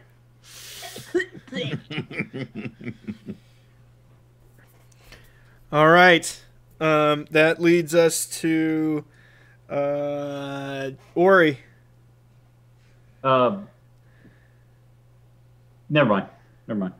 I was gonna ask if they had a turn, but they didn't do very much. They didn't. One of them attacked Yeah. Bagby 3 times and did 20 damage, like a lot of damage for it, and only 1 time. Where did the third one go? That Melted. one got melted. That one got hit by everything you guys did. Like instantaneously got Oh, melted. okay. There was a whole lot of fuck that hag in particular. Fuck that guy. That guy's name is Brian, and fuck that guy. All right. That's my dad's name. Choose a new name. All right. I will use my action. Not Brian. All right. I will Brian. use my action to move the moonbeam over the remaining hag. By the way, the ones that had illusions over them, have they dropped that illusion in any way, or do they? still Yes. Yes, the concentration has dropped. It would be one of the ones you've went over, and they are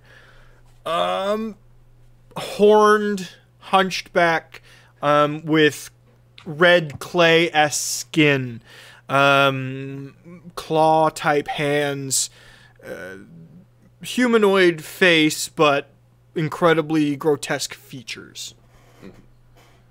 Sounds like Hellboy. Yeah, if like Hellboy had a grandma. Yeah, kind of. All right. So then that Constitution saving throw from them. Okay, that's con save 14. They did not make it. 20 radiant damage as I just kind of like eyes glowing, kind of move it a little bit over to the right. Not quite, but lots of damage. Good job. And then I would use my action because that was my movement to do that, and then I will use my action to just kind of light a spark, take that little ball of flame, and chuck it at her. I'll have to roll to hit that.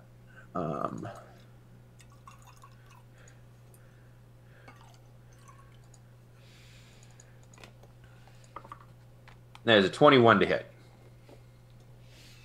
21 to hit. That hits. All right. Yeah, and that'll be 3d8 damage. 17. How's it happen? Yeah, what do you say? Something along the lines of, how about a little fire, Scarecrow? And I just kind of lob that thing, and it just kind of catches fire on her shoulder, and it just looks like there's like a little bit of a flame there. And then all of a sudden it just goes, woof. Da-da-da-da-da-da-da. Effectively, it's like a foghorn leghorn thing where just completely blackened and then falls down. I take a step back to make sure I don't get caught in Ori's elvish space laser, because those can start wildfires, as we know. Yeah. Elvish space laser. Yeah, so Duncan's still a sheep. Huh? Don't spread that QAnon bullshit, okay, Joe? Oh, come on. That's such. I mean, yes, it's hateful bullshit, but it's also really funny that people are dumb enough to think that. I run up on my 4 legs up to Bagby.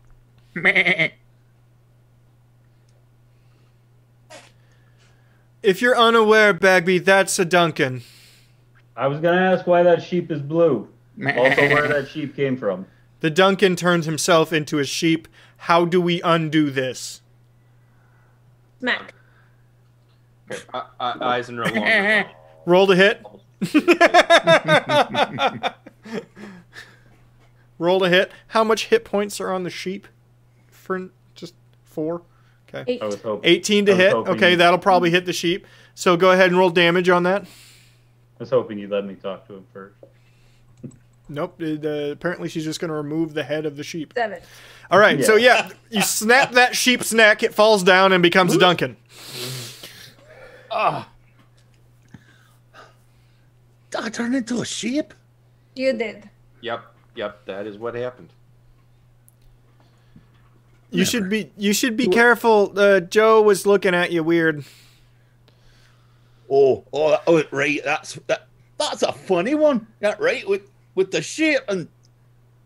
I was gonna ask you what it's like to be a sheep. It was the strangest thing. I mean, I didn't think of much at all. I was just, a sheep, and all I really was thinking about was like eating and sleeping, and that's all. Jenny speaks up. I think I know what it's like to be a sheep.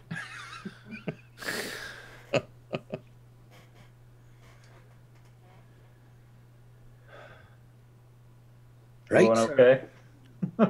Overall, that seems to go okay. Baby, you okay? You got kind of Smacked. scratched there. Yeah. I got scratched a little bit. I'm probably okay for now. Well, let's fix you up just a little bit. And I would use my Balm of the Summer Court. And what is that? You took 20 damage? Yeah. Okay.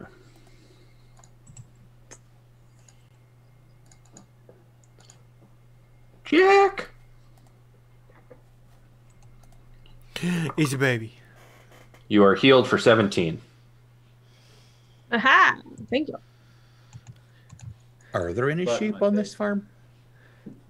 No, there are 4 pigs and 2 goats. Right. So I can't help but feel as if we just committed a heinous act. Did we?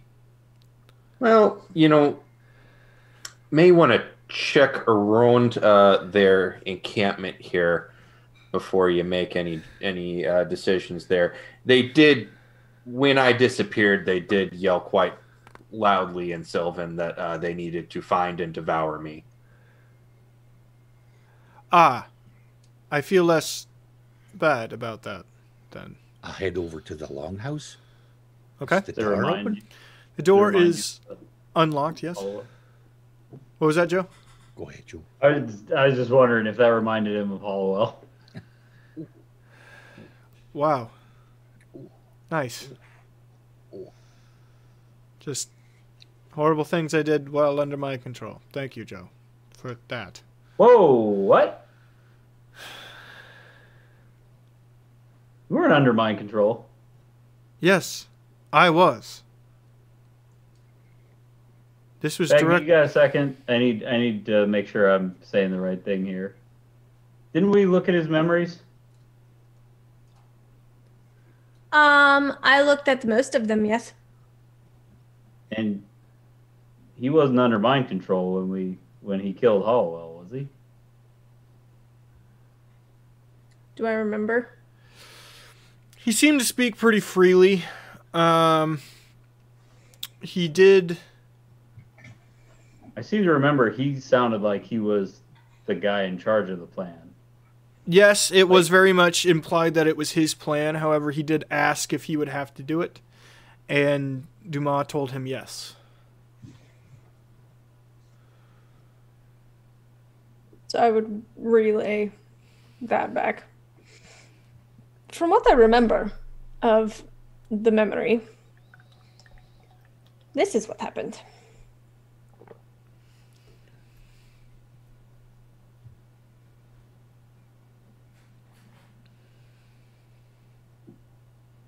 Sounds to me like you were in charge. Well, I don't care what it sounds like to you, Joe.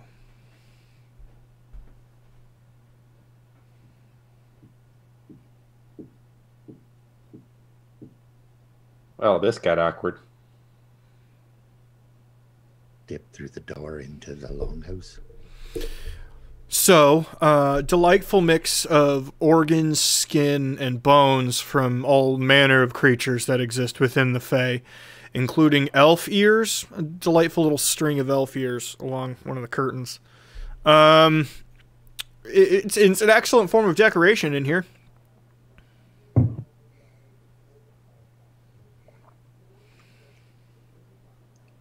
Right, it's quite bad.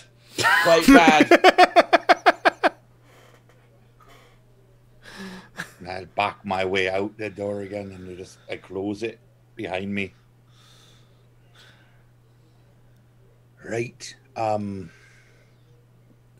You okay, Duncan? You look a little purple. Don't go in there. Don't. If it's all right with you, Ori, say we just burn it down.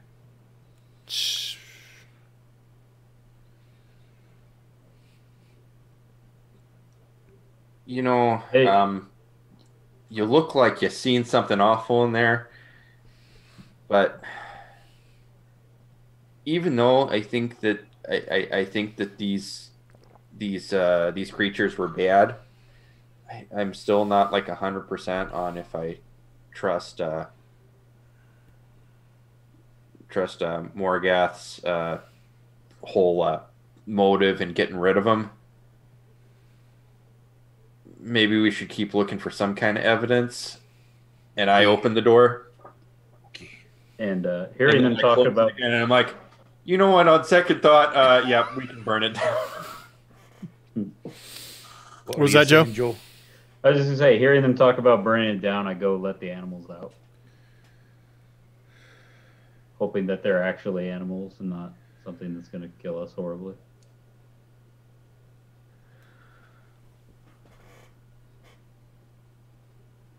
Adris sort of peeks into the shed that was off to the side. Oh, gods, no. Oh, gods, no. Ha, ha. The ground. I will point out we should probably have like Duncan on standby because you know fires in the forest are dangerous. Right, right. Oh, so I guess we just gotta kind of sit here and watch it burn. Feel like that's the only respectful thing to do anyway. The animal's out. Is there anything else we got to do first?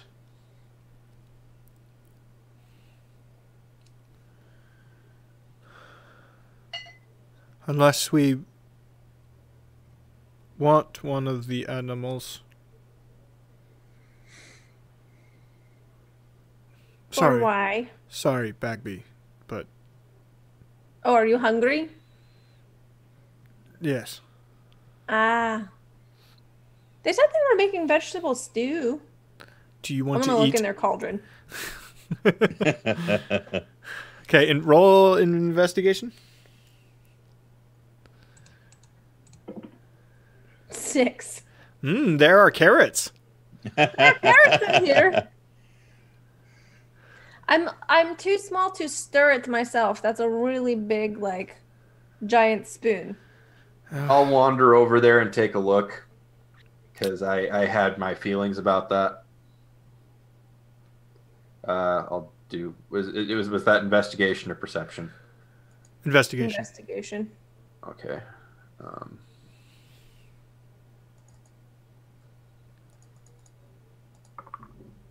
17. You go over, you grab the ladle, you stir it a bit, and then you pull the ladle out, and the bottom is made of a sentient being skull. The bottom of the ladle is okay. Mm-hmm. Okay. But it's vegetables in there. Mm-hmm. Yeah. Well, I mean, for the skull, Ori. apart from the ladle being full, on the ladle, Ori. it is just vegetables in there. Although I'm pretty sure this is effectively just seasoning, and they had planned to throw me in this pot. Right. Oh, if it was just Ori, they'd have just eaten him.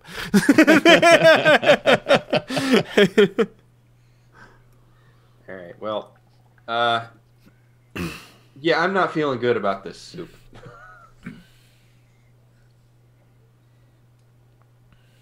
Well, we can use the fighter at least. Yep.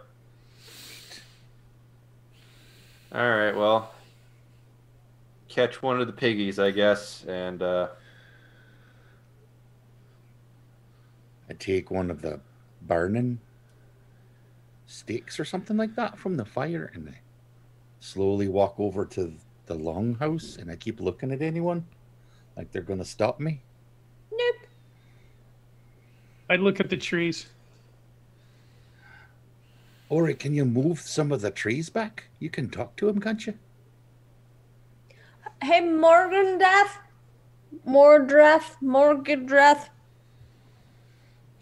I start the Morgan. longhouse on Or fire. Morgoth. Are you here? Morgan Goth. Mornagoth. Morgendeath? There you go. Hello? Morgan Goth was a phase I had in college. Emo Morgan Goth. We killed the hags. Hello? I start the longhouse on fire. I can only have a Right. full-on conversation with one tree at a time, but I would call out to the forest. Few steps back, please, if you would. And Sylvan. Mm-hmm. Yep, it catches fire just fine, Duncan. As it begins to burn, I look at everyone. I feel as though I should say some words. They're seeing in everything that's in there. Mm-hmm. May every hair on all of their heads become a candle and light their way to the next world. And may the many harms of their years fade away by Lady Umberly's grace.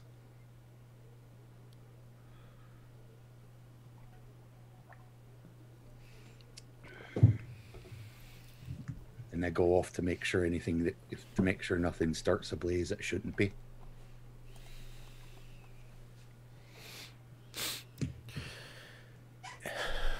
One of the pigs has been captured by Jenny and killed. She takes it to her father, who takes out chef's tools and immediately starts very professionally looking, butchering it. So this is going to take like an hour, right? Yes. I'm just going to sit over here. And take a short rest while. In my version, Bagby, short rest, you are still allowed to do things, just nothing of an active nature. Yeah, I'm still going to just sit there. All right. I'm not eating the pig.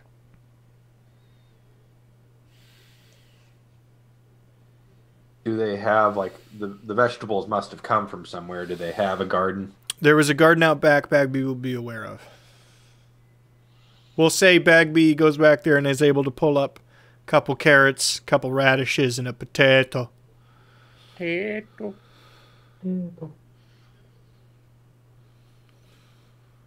With the tiny cauldron Adris keeps with him, he makes you a Hooray!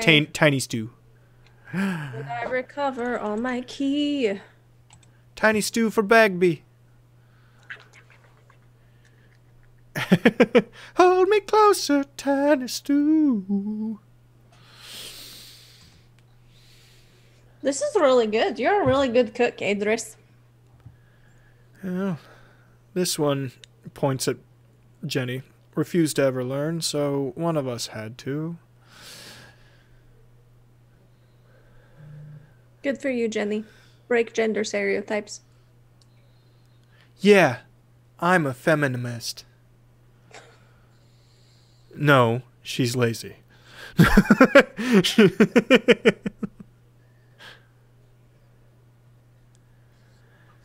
Joe, would you mind? He starts to walk away and indicates toward you to follow him.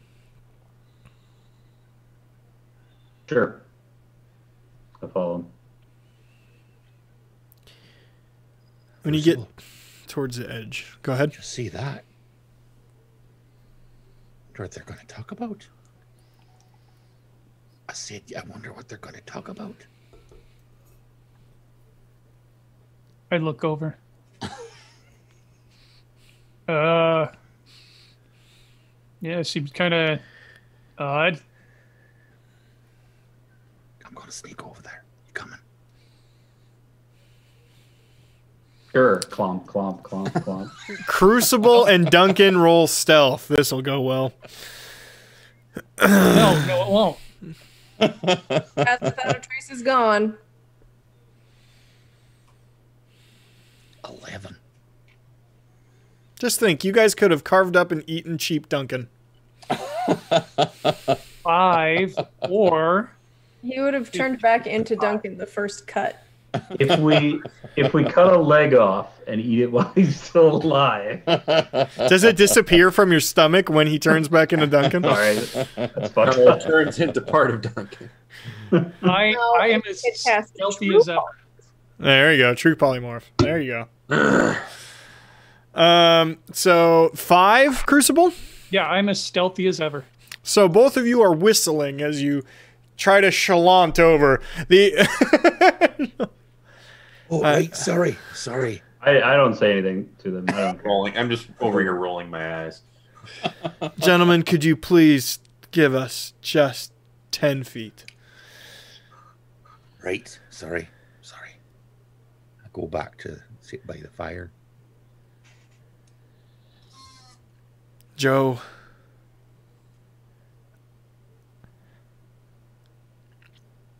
I get it. I do. But I'm not doing this for the rest of our endeavor here, okay? So what would you like to say to me right now?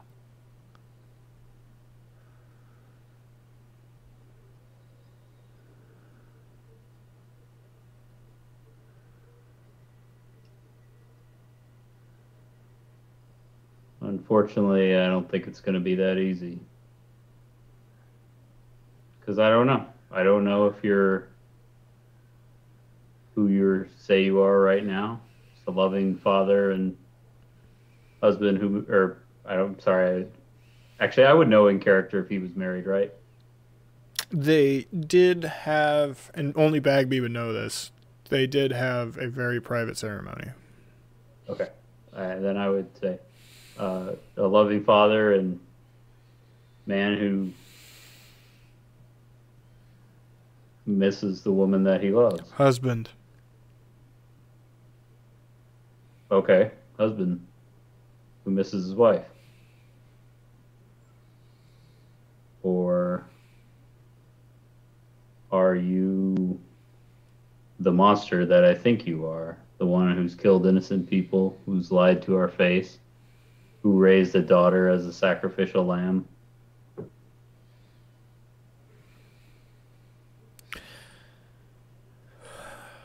Here's the real truth.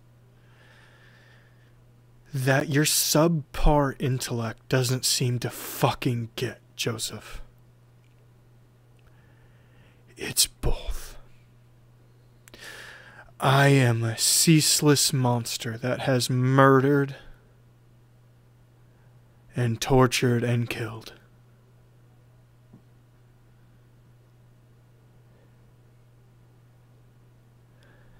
And I did that while being controlled by a monster. But I made that plan while not being controlled by a monster.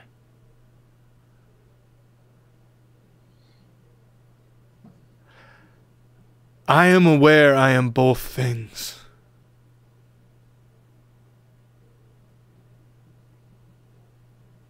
I said before this, I accept all punishment at the end of it, and I do. But what I don't accept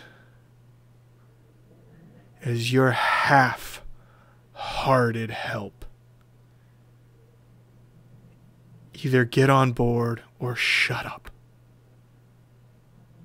I step closer to him, so I'm very close to him. We're not the same as when we first met, Adris. I'm going to do what I think is fucking right. And if you want to try to start something, then be my guest. I'm not the one who's been a snarky bitch since we got here. I'm not the one who's a monster, admittedly, yet. But still. Cute. Perspective, Joseph. Grow some. I'm done. I'll let him have the last word. Here's that Jack. Yeah, Jack.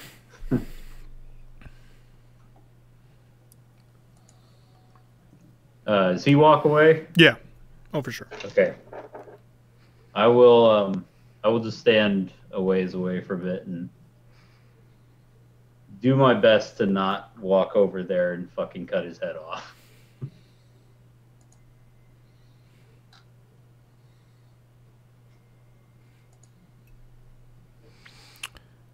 The hour passes.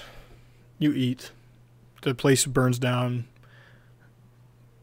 Duncan does his best fireman routine. Only water genasies can prevent forest fires. Only who can prevent forest fires? You said you, referring to me. That is incorrect.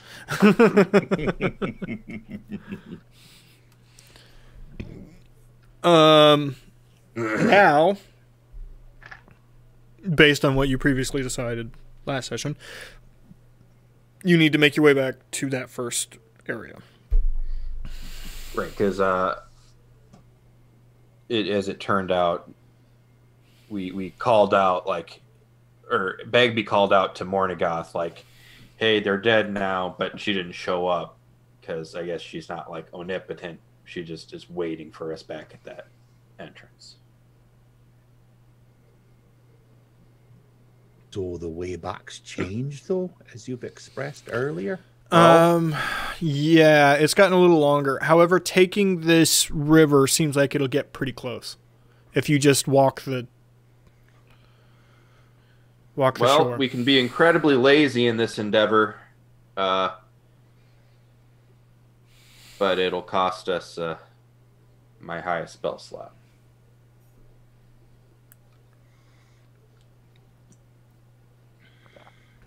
Because I do remember that tree at the start. Right. I don't know if that's a prudent idea when our legs will simply carry us. Right. Fair That's enough. cool then. Hope it's safe. I head out. We'll just keep that trick in the bag for if things get hairy.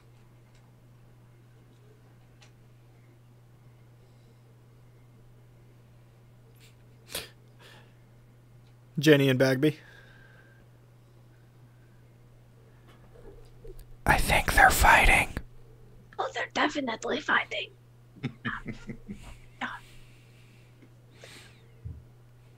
How are you handling all of this? What do you mean? I mean, it's a really kind of. You have to admit, it's an awkward situation. Oh, with Joe and Dad? Yeah, it's weird. Well, that and like. You know, we tried to stop you from doing this, and then you just sort of disappeared back in the Drow Queen's time, ran away from us, made us feel like we couldn't trust you, and now we're all sort of back working together, and it's a little awkward and weird. Oh, yeah, I guess that I live in Aura. This isn't that crazy. You know, I mean, like, captains try to kill each other, and then, like, I mean, Buffed and I dated for, like, a year, so.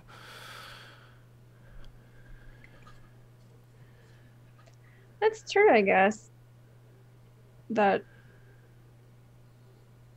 I guess that's something that my grandma would want me to learn in my new position. That sometimes your friends are your friends. Sometimes your friends are your enemies. And it's just important to remember which time is which. That is way more complicated than it just whatever the circumstance is. But yeah, sure. Listen, I never wanted to, like, fuck you guys over, okay? I'm getting my ma back. And you said no. So, sorry. But that's what it was. I don't think any of us... It's hard, you know? Because I don't think any of us want to... It's not like we're actively trying to keep you from your mom, but even though we are... You gotta trust that there's a plan. But we haven't heard one. Yes, you have. You've heard the whole thing. He told you all of it. Just open the door, get her out, and hope that Baphomet doesn't come out is not a, like, super great plan. He has multiple scrolls of shrink and 2 of enlarge. The thing worked on him before. Fuck it. I mean, I know it's not perfect, but shit, I robbed... How does he plan on closing it?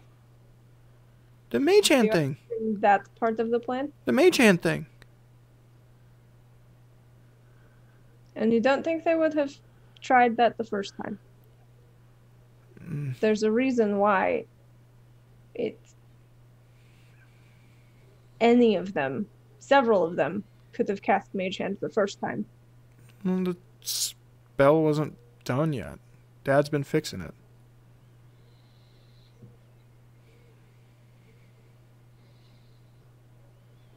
Those notes, we found it at Mom's old place at the manor. It was like half done. I mean, I don't know it as well as he does, but it seemed like kind of a failed experiment. Based on her notes anyway. But I literally saw him, like, move a boulder and then pass the fuck out once. So.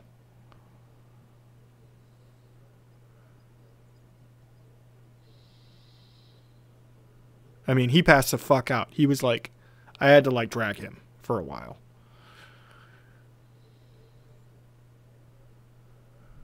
I just want you to keep your eyes open and I don't want you to get hurt in the long run. Have you thought about the last part of his plan that none of you have given him credit for yet?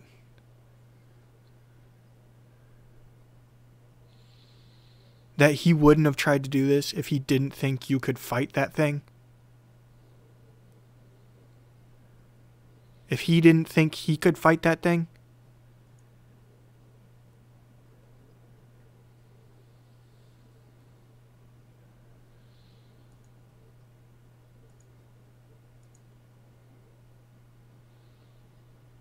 I get it. It's a lot of unknowns, but like, shit, he hasn't been wrong yet. Just because you don't like him doesn't mean doesn't get credit for being right.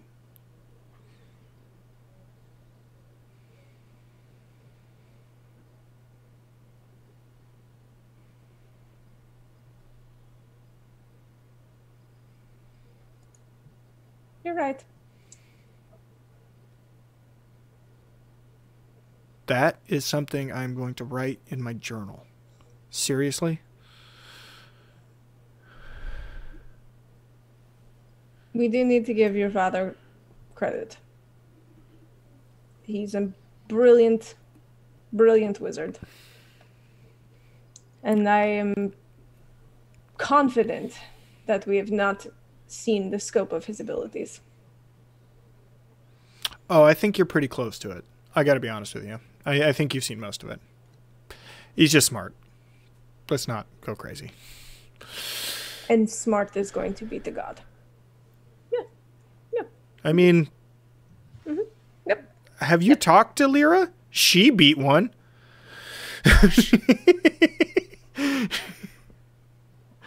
What? Yeah. I mean, those idiots locked him in last time. You gotta tell me you're stronger than them. You were just saying if he didn't think that he could fight it or that we could fight it and win. Yeah. But they beat him too, right? I mean, shit. Stomp him and put him in the box. Yeah. Which beat him. I'm just saying. You guys, I don't know. Do you think Lyra could take you? That's what I'm saying. Do you think Lyra could take you? Yes. She scares me. Yeah, she kind of scares me too. I just don't want... I don't want you to get hurt. Drink it. So I want you to, as we travel, just think about some of these things as realistically as you can. And think about the worst case scenario. And then one scenario before that.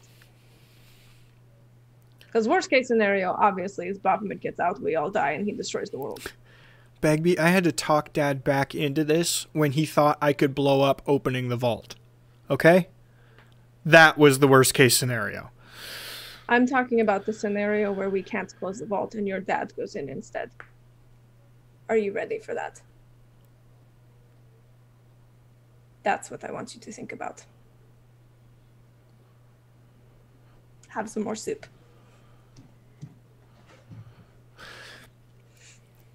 Duncan, after a few hours, gets you back to that first main area. All right, I think we're here. Mornigoth is sitting on a little rock, just swinging her legs. Hey! Oh! Hey! Hello there. You made it! Right, we made it. That's awesome. Oh my god. Thanks. Oh, you guys are awesome! I looked in their longhouse. It was not good. Yeah, they just like eat stuff. Right. It was Disturbing. There disturbing. used to be 3 elf villages in here. There's one small one now. So Right. was going to ask how you do that with your hair. It's quite nice. What do you... Oh, these are, branches? Really? I don't know. They're things that I don't know. That's not Do my you hair. mind? No. Yeah, I don't. Why? I don't touch your head. Sorry. People. Sorry. Anywho. No, I mind that. I absolutely mind that. Why would I not mind that? What I do? I was curious. Can somebody explain to him that that's not okay? Fine. No, okay, fine. I walk over and I kind of pull Duncan aside and I say, no, Duncan, remember what we talked about, boundaries? Right, that's why I asked first if I could. Yeah, no, and I'm sure we all appreciate that, but there's just some things. There's just some things you don't Right, okay, you don't do. fine. I don't grab any of the elves by their ears, okay? Even the little one. I'm over here now. Speaking of which, we found a lot of elf ears in there. Yeah, I'm sorry. I should have, but I didn't. I was afraid I'd scare you off if I told you that they were really that. Yeah. So, hey, we're getting out of here now, yeah? I'll show you the exit, and then you guys will help. That's the deal. That was the deal. Please? Yeah, we'll help? I thought we were helping.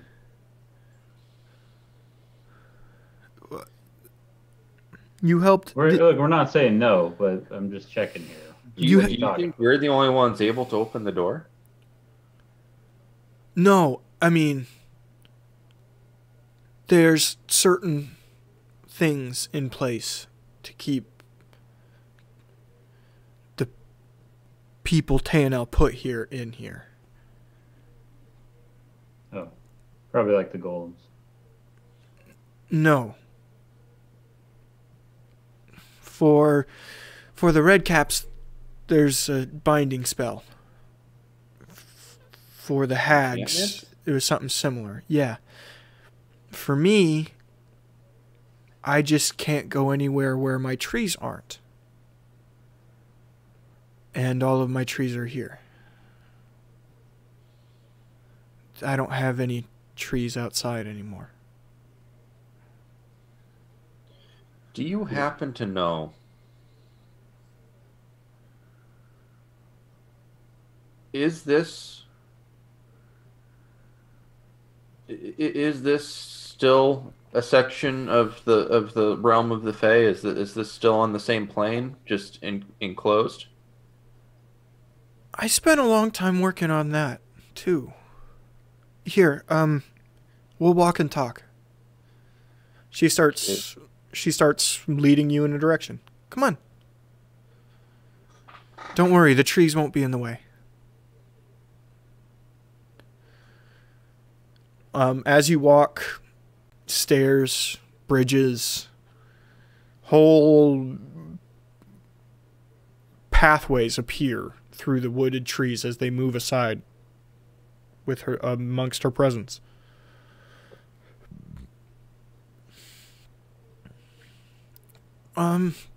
My best guess, when the dwarves made this place,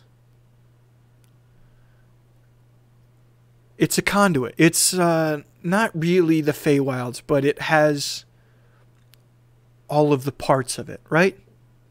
Like the last place. It's not really the fire realm, but it has all the pieces. And then the next one, we're close to the Fey realm, but we're not in it, if that makes sense. It's just a terrarium with a chunk of it. Yeah, a terrarium's a good word. It's like a terrarium that's in two places at once. One is in the Feywilds, and the other is in the city, kind of. That's...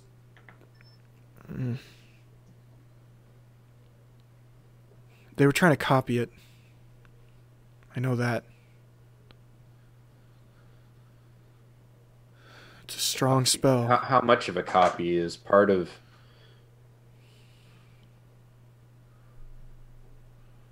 Are there sections of the Elven city of Teanel's castle here? Oh no, they weren't trying to copy outside. They were trying to copy this. Tainel and another elf scholar was under his employ. They were trying to copy this place a long time ago. They had me show them around. Said they'd let me go. Lied. Obviously. Where are you from originally? Elderwood.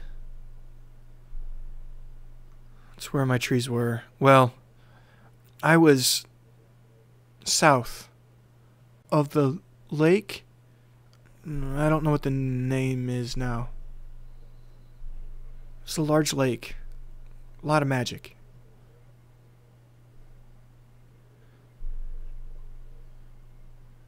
Large lake. You could see different worlds.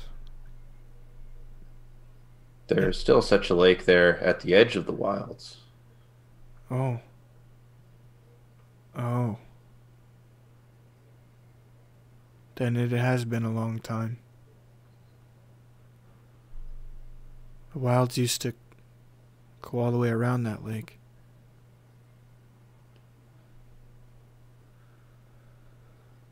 I think I understand more about the stones now.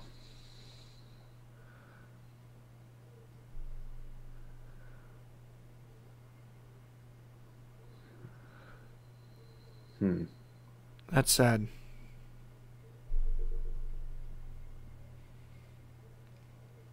The wilds are still very much alive and very much confounding, but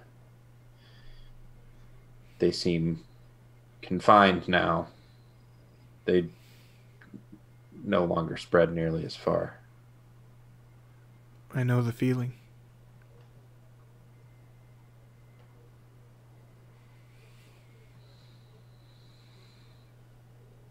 That's how the world works, right? You fit in your place or you get put somewhere. Oh. Well, I suppose for many that is true. I never really fit in anywhere. Don't worry, Elfkin. You'll always fit in the woods.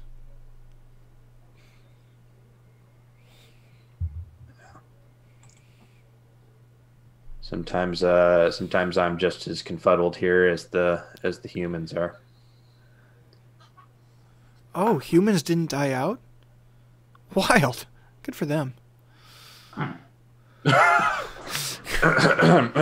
You're a I am so sorry. I thought you were an elf. Oh, that is so embarrassing. Oh, I take off my helmet and show the no point ears. That's my bad. Oh, no. Don't tell me you're not just a baby elf. She's looking at Bagby. No, I'm a goblin. Goblin! Oh, I knew there was a... Okay. Goblin. Okay. Sorry. That's awkward. It's okay. It sounds like you have been here a long time. A lot longer than I thought. You start to approach a large waterfall. It's on the other side, just under the waves. You always look under the waterfalls, by the way. There's always stuff there.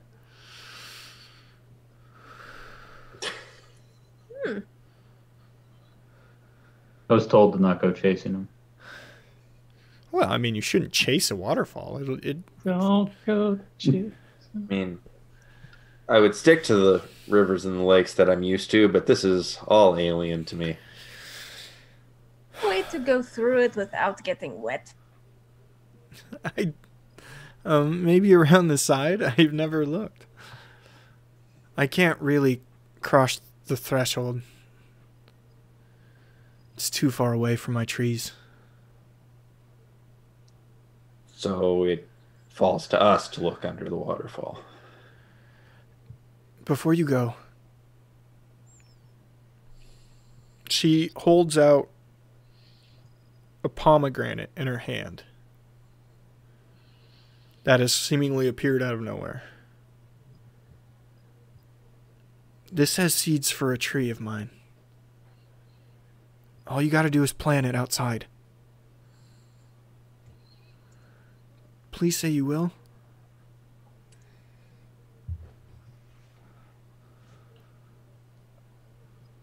She handing it to Ori.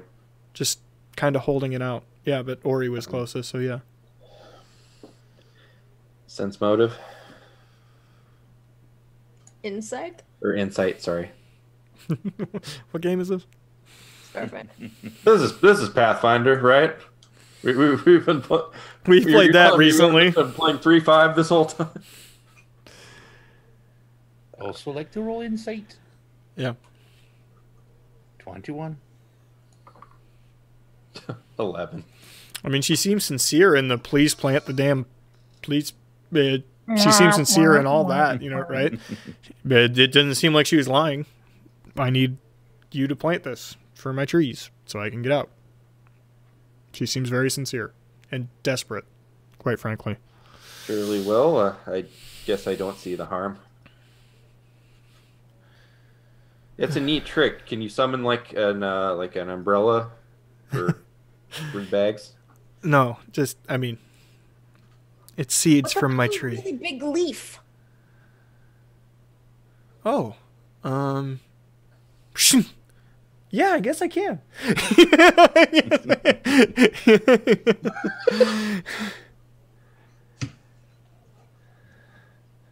Why do I hear the Lost Forest theme just going on in my head all of a sudden? All right. That's the Kokari Wilds. All right. Good luck, okay? Hey, the next area is rough, from what I understand.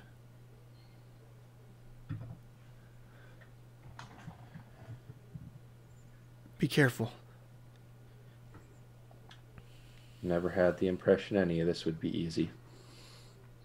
Does time pass differently in here? I don't know.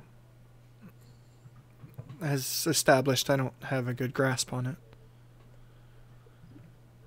Because, I mean, like, I'm fine and could keep going. But I'm a little bit worried about our spellcasters if the next area is rough and we wouldn't be able to rest there. Oh! Yes! Your kinds need to sleep.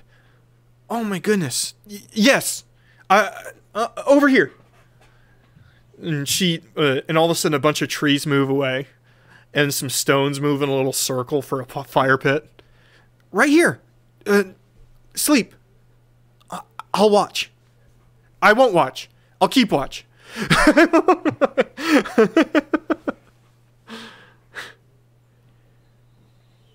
Don't worry. Nobody will hurt you.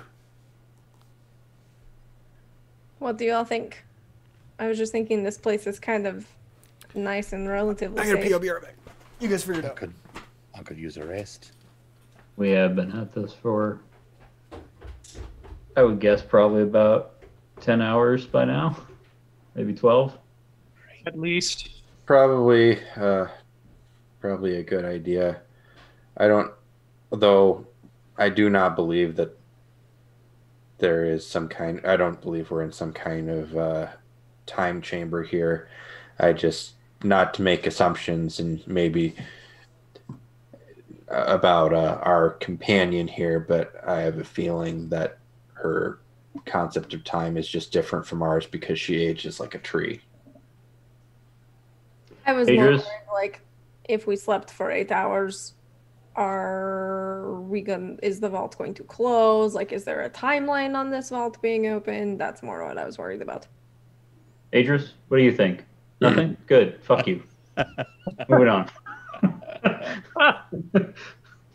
I have a sneaking suspicion that Mike would not offer the option if they were. I do think we should set up watches, though. Despite the fact that she says it's safe, I will be setting up the hearth of moonlight and shadow.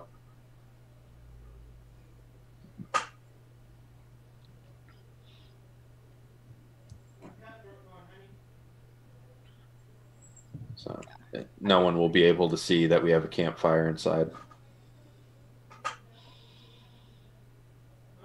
And we will be hard to see and perceive. I did like nothing in that fight. I'm like still like I didn't spend anything. I used a channel divinity that didn't do anything. I have used a fair bit of abilities and spell slots. Yeah, you guys went crazy. Pretty cool. I walked out there all badass and like all this shit just flew past me. You just held out a pike and one of them ran into it. Yeah, pretty much. What happened? I think a watch is a good idea, and not so much because I'm worried about anything else other than her. Don't trust her. Idris, Yeah.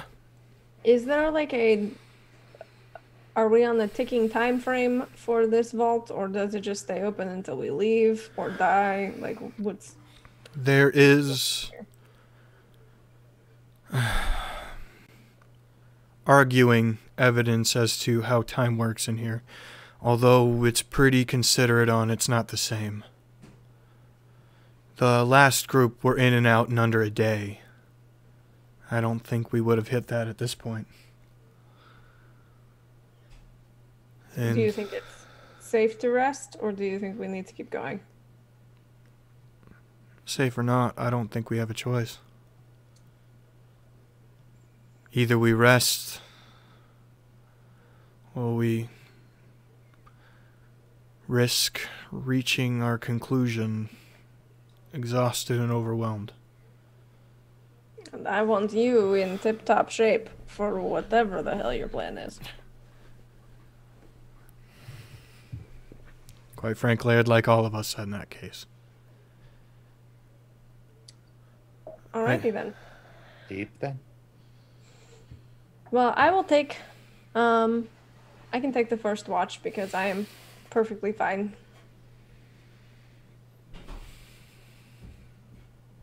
I will set up the hearth of moonlight and shadow around our camp. Okay, how does that work again? How it works is I create an invisible 30-foot sphere that grants a +5 bonus to stealth and perception checks while within it, and light from open flames within it can't be seen. Cool. All right. So, yes, you are all within it. You have a little fire set up.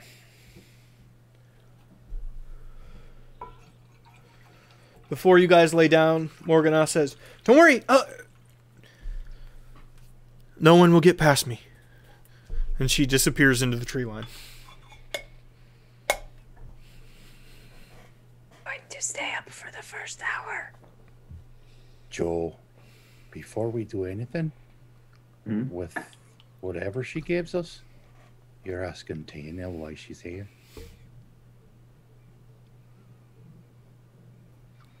I can agree to try to do that. I hope I have the opportunity. I think maybe we should be out of here before you go contacting him asking that. Oh, I'm not asking now. Right. Okay. Wake me up. Bagby, you're on first shift. Go ahead and roll perception.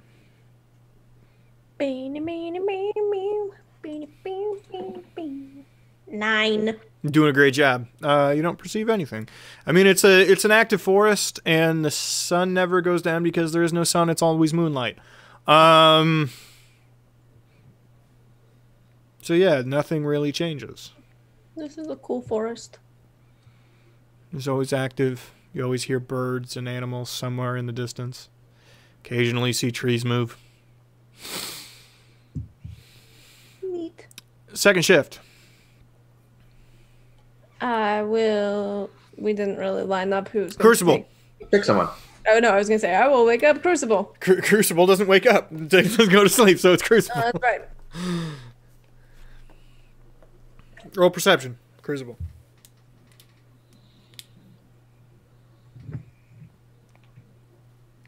I think Chad's asleep, not Duncan.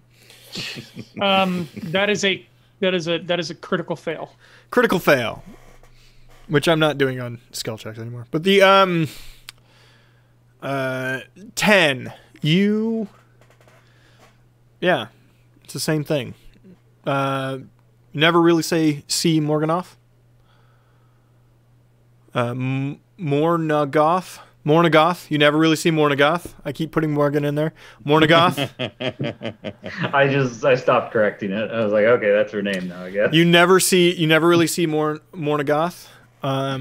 But you hear animals, see trees move, birds, lots of birds. Okay, then third shift.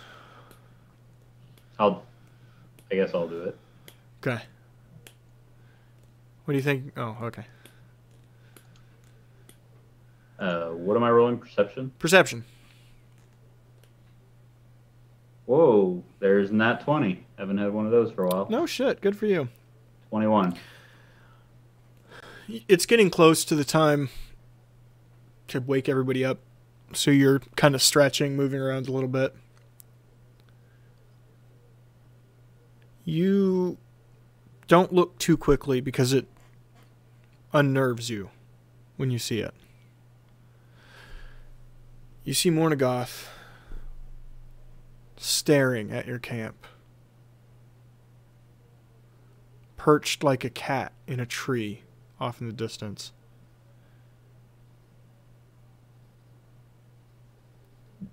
The initial thing that collects you is the reflection of light off of her eyes.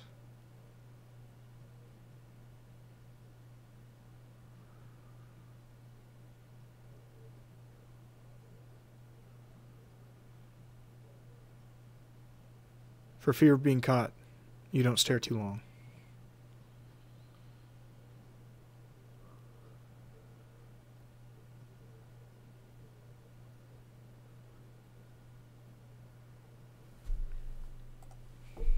And it's morning. Or your version thereof. Sun didn't come up, nothing changed. But Long rest. long rest, everybody. Bless.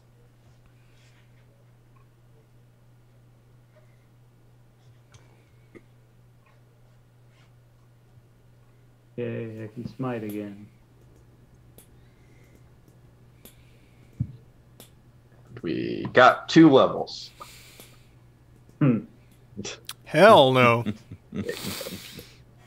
Here's a level 11. What more do you fucking want? 20. 12. 12. 20. I mean, to start with. You get to the end of this whole thing, I'll give you 12.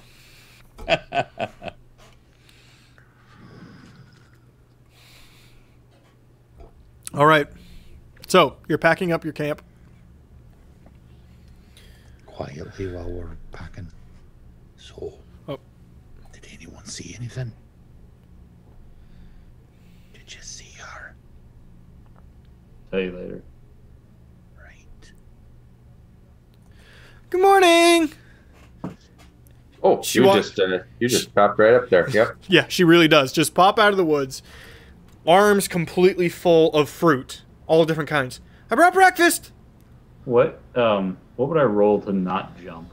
It's probably a... Geez, what is that? A wisdom save? Okay. Wisdom saves. I Just got popping out of there like a jerk in the box, huh? a 22, so I didn't jump. 16. It's definitely a... Wow. Okay? Do they have bells around here? Because we got to put one on you. Oh, sorry. I forgot you guys can't really see me walking around. But okay, I have apples and oranges and pomegranates and cherries. Orange. I take as many. They're getting a little heavy, actually. Take some orange. Some cherries. Eat up. I pull some of my parsnips out of my bag. She puts it down. She puts it down on the ground nearby. She grabs an apple, sort of rubs it, and crunches into it herself. Still remembering last night, I actually don't eat anything. I just kind of make myself busy sharpening my glaive, like as a thing to do. Oh, and don't the pomegranate I gave you, don't confuse that with the ones here, please. Got it. I set it in a separate little reagent pouch, or in my reagent pouch. Okay, cool. Yeah, thank you. That's nice of you to do that. And then I'll eat fruit because I was not told about Joe's thing. They're delicious. It's fruit. I'll All right. put a few into my box. My moist box. Specifically. Adris packs a satchel full. I'm not hungry now, thank you, but for the road. Oh, yeah. Take them. They're good for, God, what are they good for your people? Cancer. No. The hell is cancer? Bowel Food. problems? I don't know. I think they make you or don't make you go to the bathroom. One than the other, depending on how much you eat. Oh. Weird. You people are weird. Maybe that's just a human thing. I don't know. You know what is a great human thing I want us to try to roleplay? Stress is actually... people being stressed is actually stress and anxiety is an evolutionary trait that humans invented to keep us safe. And the idea of other species in D&D not having that as an evolutionary trait. Like predators wouldn't. Yeah. Like elves because they were always top of the food chain probably wouldn't have developed stress or anxiety. So just elves staring at a human as they look like they're in so much pain, but being confused because nothing's happened to them. I don't know if elves are apex predators everywhere. No, but like high elves and like Tolkien style elves were apex predators of their. I think it depends on your lore, but most of them didn't evolve. Yeah, from chimps like you. They didn't evolve; they just were there. Yeah, they just came into existence. Yeah, but you guys are all packed up and ready to go. She leads you towards the edge of the falls, towards the side, and it does look like there's a way you can just walk behind the waterfall. Hey, look at that! Crazy. Why did I never walk over here? You still gonna use your leaf? Stay to back feet. It looks like there's a lot of mist, so it'd still be useful. I empty all of my water skins and refill them here with this water. Do it. Did?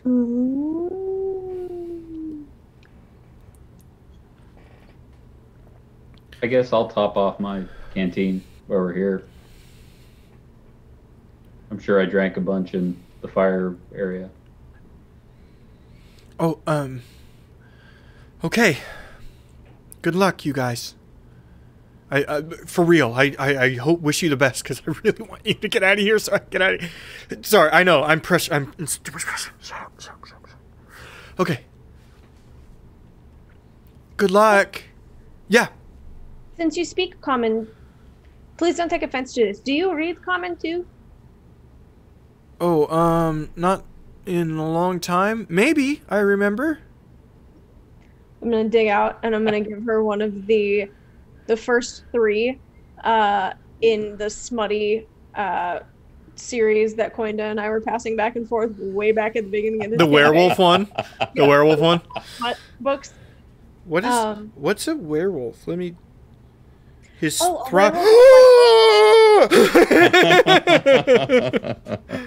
just to help pass the time while we're gone, because time works differently here. I don't know how long it's going to be before we're back. So to pass the time, here are the first 3 of the series.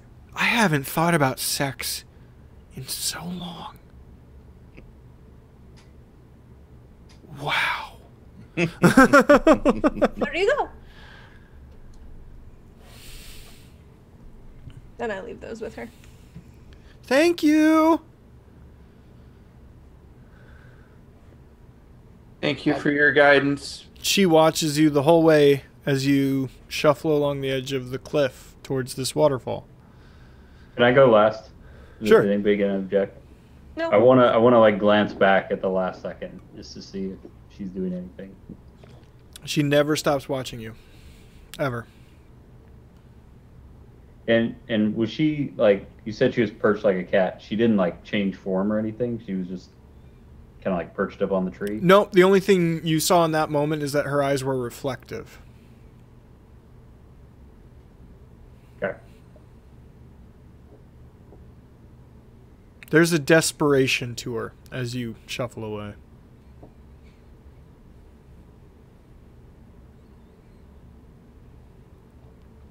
It actually looks like she's about to cry.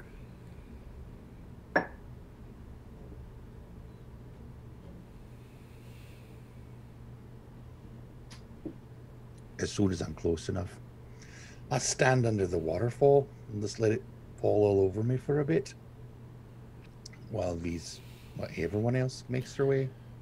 Duncan, this is fresh water, and there's a weird sweetness to it. It's really nice. Okay, you guys are behind the waterfall and well away from vision and hearing because it's loud as crap.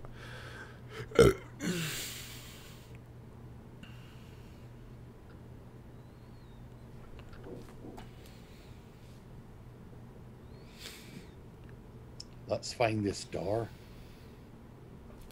You find yourselves in a cave much the same size and shape as the hallway you've previously been in to enter this area. You walk down, it's overgrown, but becomes less so as you continue to walk, and you start to recognize the dwarven build upon the walls and floor. You find yourself at the exact same door locking mechanism as you were before. Dual valves with chains attached on either side. I'll get one. A collective of other people get the other one. Everybody else on the other one. My favorite thing from that was Bagby hanging from one. She weighs 25 pounds. And that's after a big lunch. She has to eat a quarter of a potato. I was thinking about that the other day, actually, Bagby. You probably eat so very little. It's like, I have a carrot for the day. Yep. I always imagine goblins eating probably half their body weight when they eat. Yeah, they probably have high metabolisms. That's probably true. They probably have pretty high metabolisms. Well, especially Bagby. Yeah. Being the monk and speedy and stuff. She's got hummingbird heart. It's actually a medical condition. So you open the door and are able to go in. It's completely black therein as it previously was. There's much less light this time, lighting even the area that you were at the door. So it is just a wall of blackness. Wall of darkness. There's nothing beyond the doors. I cast light. Okay. It's the same as you've seen therein. You walk in. Do you close the doors behind you? Yeah. Okay. You close the doors. You get... It takes you some time, as happened before. It seems like you walk for a long time. As we're walking, if it's more than... As we start walking, I would start, like, kind of doing this and that to try and ritual cast detect magic. And while he's doing that, I would actually, once we get, like, I don't know, 100 feet from the door, I would tell everybody, okay, I got something to share with you all. And I would kind of relay what I saw. And Duncan, you're right. Definitely not letting her out, at least until we know more. I don't know. Oh, I mean, that's kind of fucked, guys. What? The view I got of her was a predator. Right. And I understand that predators exist in the natural world. But before we let her out, I'm interested to know what her prey was. You saw a reflection in her eyes. That just means that she's built to see at night. She lives in a realm where it's always night. The impression I got was something that considered me food, Ori. That's a fair thought, Joseph, but she was afraid of those things we, quite frankly, ran over. Things are strong in different ways, and I'm not saying we can't. I'm not saying destroy the pomegranate. I'm saying I think we should get more information first. I had thought the same thing, and I'm preparing to... What did she define herself as again? Naiad? Naiad. He takes out a book and writes it down. Perhaps somebody else should make a note of this as well. How do you spell that?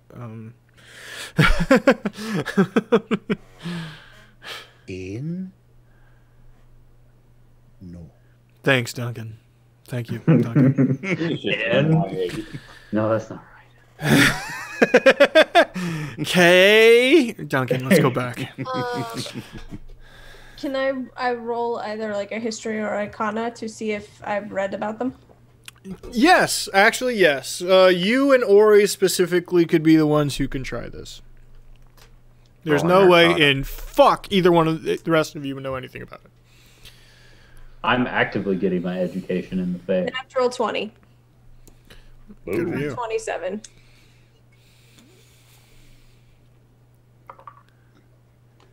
Nine.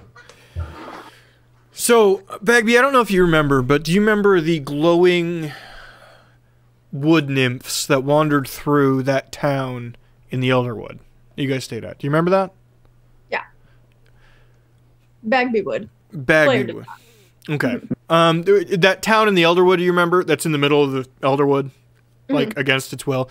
It's all built on stilts. If you remember, it's all in the trees. Yes. Because because twice a year between winter and spring, and then fall and winter, a flock of these forest spirits travel through. I remember them telling us that. A more advanced version of that maybe you've read about is called the Naiad. A Naiad is basically, if you could put it at like a 20th level, sentient forest spirit. It is connected to the trees. And The trees are connected to it. They're basically one being, whatever this is. It's like if you could connect your central nervous system to something that couldn't move. You know what I mean? Mm-hmm. They are powerful. They're not insane. But they do have control of plants. Specifically plants that they can speak to or similar to their biome that they're from. Like jungle naiads could not communicate with deciduous naiads. You know what I mean? Mm-hmm.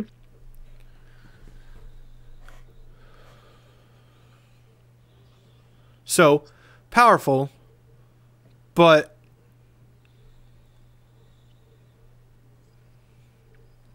they're forest spirits. It's the Lorax. She's the Lorax, based on Naiad, right? Mm-hmm. She speaks for the trees. Which would explain why she was so upset about the Elderwood receding. Mm-hmm. Now, it doesn't say anything about them being predators. It doesn't say anything about what their prey would be if they were. You wouldn't remember anything about if they were overly dangerous. There is something about like sirens are attached to naiads. Water nymphs are attached to naiads in a strange way. They're all like sub-races of that sort of thing. So there are dangerous properties of this, but on you. As I'm writing this down and recalling how to spell it, I remember a passage in one of my books back at the temple where I trained.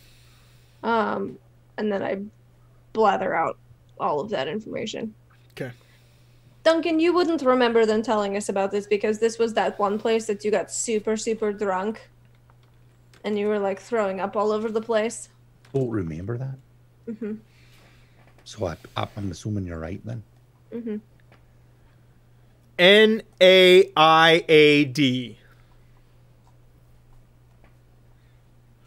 Naiad. There you go.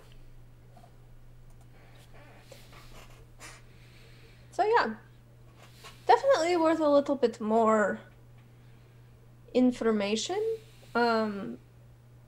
because they don't tend to be super dangerous from what I remember about them. So I would be curious as to know Teonel's reasoning as to why he put her specifically. But they are powerful. They're powerful, yes, but not necessarily dangerous. Well, if they were attempting to create a terrarium that is effectively a copy of the Feywilds in here, it would need a being to maintain the plants, to keep these living plant entities as they are in the Feywilds still there. So you can't just trap trees in here. You can't just plant trees. Otherwise, it's a regular forest. If it's the Feywild, it needs the beings that run it. It needs the flora and the fauna. What Adris said that right here. I know. I'm just saying something that you said. You said that we had to go fight we ran over the hags. If she's as powerful as Bagby's remembering, why did we have to do that? I have 2 attack spells. Maybe it's similar to her. There were no trees in their encampment. There was an empty circle. There was also no trees in that red cap. And those are innumerous but small creatures. So they could have been beyond her reach. Or if you cut down the trees, then she's useless. I'll admit, I might have been wrong, but that is the impression I got. So I think it's worth getting more information before we do anything. Absolutely. Have I finished detecting magic on the pomegranate yet? The pomegranate is a pomegranate. I don't understand. There's no spell on it. Okay. There's no spell attached to that thing. It's a fucking pomegranate, dude. Those are delicious, by the way. Did we mix them up? No, he put it in a specific pouch. He said that previously. I would like to go a little bit further. I know it's late. Sorry, guys. You reach the other door. Okay? Unless there's something else you guys want to talk about. Are we gonna? Have you reconsidered communing with TNL, or should we wait until we're in here? Maybe we should do that. You really want me to? We can't plant that thing here anyway. I don't think it needs to happen now. I think it could happen later. Once we're out of I here. was thinking when we were out, like out of the vault. Oh, okay. That was a player misunderstanding. I thought she wanted us to plant the pomegranate in the next area. She wants us. That makes way more sense. She wants us to plant it when we get out. Yeah, Right. Got it. Yeah. You arrive at the next door. You feel a warm breeze cutting through the slats of the door. Warm and That dry. feels nice. Warm and dry. Like a crucible would remind you of the desert. More heat then? We just did lots of heat already. It's completely different than Duncan's moist pouch. Ew.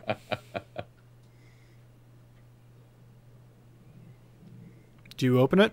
Course. Yeah. Gets everywhere. Okay. You walk through. It's a very low. It's dark in the hallway you find yourself. It's a very low red light coming from the far end.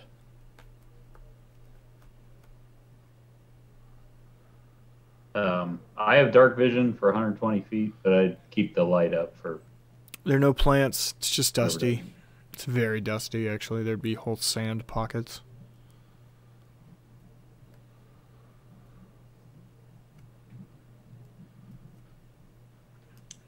As you walk forward, you find yourself at the other end. You stare at a set of stairs leading down into a large valley with cascading cliffs above you.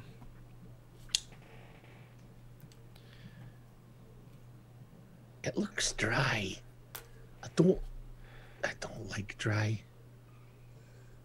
The dry heat. It's not as bad. Looking up, You know what I am, don't you, Joe? Oh shit! Sorry, I'm distracted. I just looked up. Looking up, you see a cracked sphere in the sky rotating. And what looks like stars above you, you notice aren't stars. Everybody roll perception. You need to get a 20. Oh. Can I get 2 nat 20s in a row? Nope. I'm going to give it to the highest. My God, why? 13. I got 11. You guys suck so bad. 18's close. Let me see if either of these two. Oh, yeah, actually. Jenny. So you're all looking at the sky, looking at how strange it looks. It's not a constellation system you've ever seen. You notice Jenny's crying as she Jenny? looks at the sky. What's wrong? She grabs from her hip her sea captain's telescope and holds it out for anybody to grab it. I'll take a look. It's not the sky. It's a labyrinth of infinite size with torchlight. Oh, shite.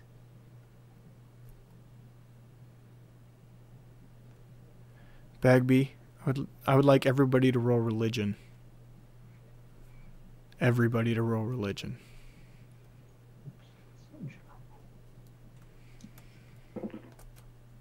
14. 8. 12. Joe, I'll give it to you because you are a paladin. Apple one, anyway. There's only one note of an infinite maze. It isn't, and that is in the 3rd level of the abyss, where Baphomet exists.